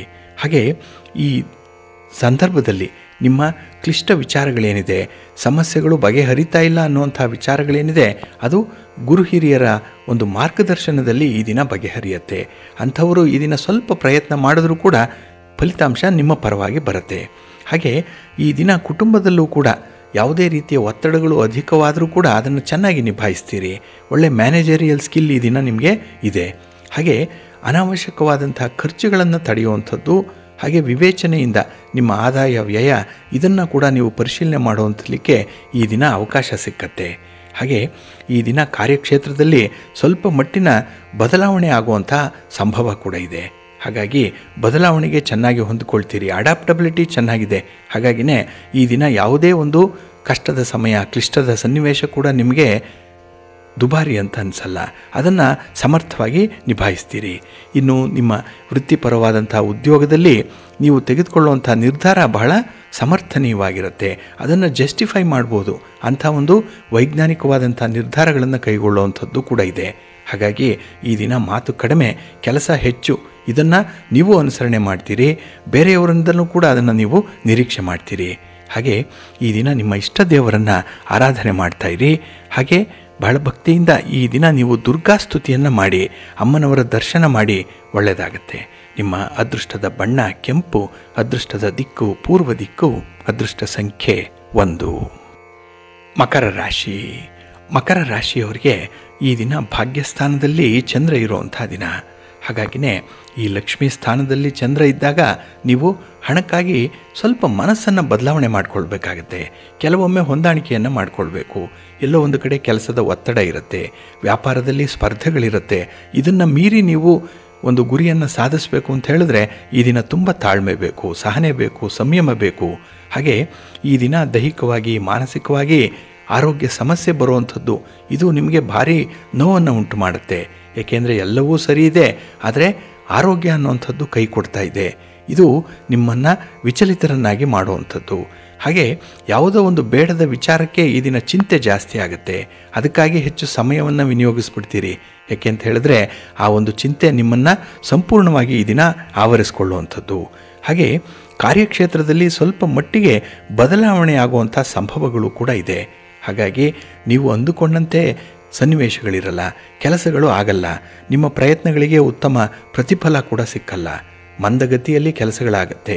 ಹೀಗಾಗಿ ನಿಮ್ಮ ತಾಳ್ಮೆಯನ್ನು ಮತ್ತೊಮ್ಮೆ ಪರಿಶೀಲಿಸುವಂಥ ಒಂದು ಸಂದರ್ಭ ಈ ದಿನ ಬರುತ್ತೆ. ಹಾಗೆ ಈ ದಿನ ನಿಮಗಿರುವಂಥ ಅಧಿಕಾರದ ದುರ್ಬಳಕೆ ಆಗುವಂಥದ್ದು ಕೂಡ ಇರುತ್ತೆ. ಹಾಗಾಗಿ ನಿಮ್ಮ ಒಂದು ಇನ್ಫ್ಲೂಯೆನ್ಸ್ ಏನಿದೆ ಅದು ಕೆಲವು ಕೆಟ್ಟ ವಿಚಾರಗಳಿಗೆ ಪರಿವರ್ತಿತವಾಗುವಂಥದ್ದು ಇದೆ. ನಿಮ್ಮ ಆಪ್ತ ಸ್ನೇಹಿತರಾಗಲಿ, ನಿಮ್ಮ ಹಿತಶತ್ರುಗಳಾಗಲಿ ಈ ದಿನ ನಿಮ್ಮನ್ನು ಮುನ್ನಡೆಸುವಂಥವ್ರು. ಅವರು ಹೇಳಿದಂತೆ ಕೇಳ್ತೀರಿ, ಅವರ ಮಾತು ಅಂದರೆ ವೇದವಾಕ್ಯ. ಹಾಗಾಗಿನೇ ನಿಮ್ಮ ಸ್ವಂತ ಅನುಭವ ಈ ದಿನ ಪಕ್ಕಕ್ಕೆ ಇಟ್ಟು ಅವರಂತೆ ನಡೀತೀರಿ. ಆದರೆ ಅದು ಅವರ ಸ್ವಾರ್ಥದ ದಾರಿ, ನಿಮಗೆ ಒಳ್ಳೆಯದಾಗಲ್ಲ. ಇದನ್ನು ನೀವು ಆಗಾಗ್ಗೆ ಪರಿಶೀಲನೆ ಮಾಡಿಕೊಳ್ಬೇಕು. ಆದರೆ ಅಂಥ ವಿವೇಕ ಕೂಡ ಈ ದಿನ ನಿಮಗೆ ಇರಲ್ಲ. ಅಂಥ ಒಂದು ಇಂಟೆಲಿಜೆನ್ಸ್ ಇದ್ರೂ ಸಮಯಕ್ಕೆ ನಿಮಗೆ ಒದಗಿ ಬರಲ್ಲ. ಒಟ್ಟಾರೆ ಈ ದಿನ ಎಲ್ಲ ಕ್ಷೇತ್ರಗಳಲ್ಲೂ ಕೂಡ ಸ್ವಲ್ಪ ಮಿಶ್ರ ಫಲಗಳಿರುತ್ತೆ, ಜಾಗ್ರತೆ. ನಿಮ್ಮ ಮನೆ ದೇವರನ್ನು ಸ್ಮರಣೆ ಮಾಡ್ತಾಯಿರಿ, ಒಳ್ಳೆಯದಾಗತ್ತೆ. ನಿಮ್ಮ ಅದೃಷ್ಟದ ಬಣ್ಣ ಬಿಳುಪು, ಅದೃಷ್ಟದ ದಿಕ್ಕು ಈಶಾನ್ಯ ದಿಕ್ಕು, ಅದೃಷ್ಟ ಸಂಖ್ಯೆ 2. ಕುಂಭರಾಶಿ. ಕುಂಭರಾಶಿಯವರಿಗೆ ಈ ದಿನ ಮಿಶ್ರ ಫಲಗಳಿರುವಂಥ ದಿನ. ಅದರಲ್ಲೂ ಅಷ್ಟಮದಲ್ಲಿ ಚಂದ್ರ ಇದ್ದಾನೆ, 8ರ ಸ್ಥಾನ ಇದು ದುಸ್ಥಾನ. ಬಹಳ ವಿಶೇಷವಾಗಿ ಇದನ್ನು ಗಮನಿಸಬೇಕು. ಹಾಗಾಗಿನೇ ಈ ದಿನದಲ್ಲಿ ನಿಮ್ಮ ಕೆಲಸ ಕಾರ್ಯಗಳಲ್ಲಿ, ಹಣಕಾಸಿನ ವ್ಯವಹಾರಗಳಲ್ಲಿ, ವ್ಯಾಪಾರ ವಹಿವಾಟು ಇದರಲ್ಲಿ ಸ್ವಲ್ಪ ನಷ್ಟವನ್ನು ಅನುಭವಿಸ್ತೀರಿ. ಹಾಗೆ ನಿಗದಿತ ಸಮಯಕ್ಕೆ ಕೆಲಸಗಳಾಗದೇ ಇದ್ದಾಗ ಇದರಿಂದ ಕೂಡ ನಿಮಗೆ ನಷ್ಟ ಉಂಟಾಗುತ್ತೆ. ಹಾಗೆ ನಿಮ್ಮ ಮನೆಗೆ ಬಂಧುಗಳ ಆಗಮನ ಆಗುವಂಥದ್ದು, ಅಲ್ಲಿ ನಡೆಯುವಂಥ ಒಂದು ಮಾತುಕತೆ, ಚರ್ಚೆ ನಿಮಗೆ ಸ್ವಲ್ಪ ಬೇಸರವನ್ನು ತರಿಸುತ್ತೆ. ಹಾಗಾಗಿನೇ ಈ ಸಂಬಂಧಗಳ ವಿಚಾರದಲ್ಲಿ ಮಾತಾಡುವಂಥ ಮಾತು ಈ ದಿನ ನಿಮಗೆ ಬೇಡ, ಮನಸ್ಸಿಗೆ ಬೇಸರ. ಆದರೂ ಕೂಡ ಅನಿವಾರ್ಯವಾಗಿ ಸನ್ನಿವೇಶವನ್ನು ನೀವು ಎದುರಿಸಬೇಕು, ಸ್ವಲ್ಪ ತಾಳ್ಮೆಯಿಂದ ಇರಬೇಕಾಗತ್ತೆ.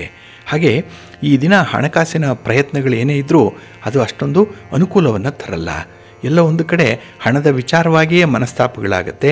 ಹಣದ ವಿಚಾರವೇ ಈ ದಿನ ನಿಮ್ಮನ್ನು ಧೈರ್ಯಗೆಡಿಸ್ಬಿಡತ್ತೆ. ಇನ್ನು ಬಹಳ ವಿಶೇಷ ಅಂತ ಹೇಳಿದ್ರೆ ಪ್ರಮುಖ ವಿಚಾರಗಳಲ್ಲಿ ಈ ದಿನ ಹಿರಿಯರು ಹೇಳುವಂಥ ಮಾತುಗಳನ್ನು ಕೇಳಿಸ್ಕೊಳ್ಳಲ್ಲ, ಅವರಂತೆ ನಡೆಯಲ್ಲ, ಅವರ ಸಲಹೆ ನಿಮಗೆ ಬೇಕಾಗಿಲ್ಲ.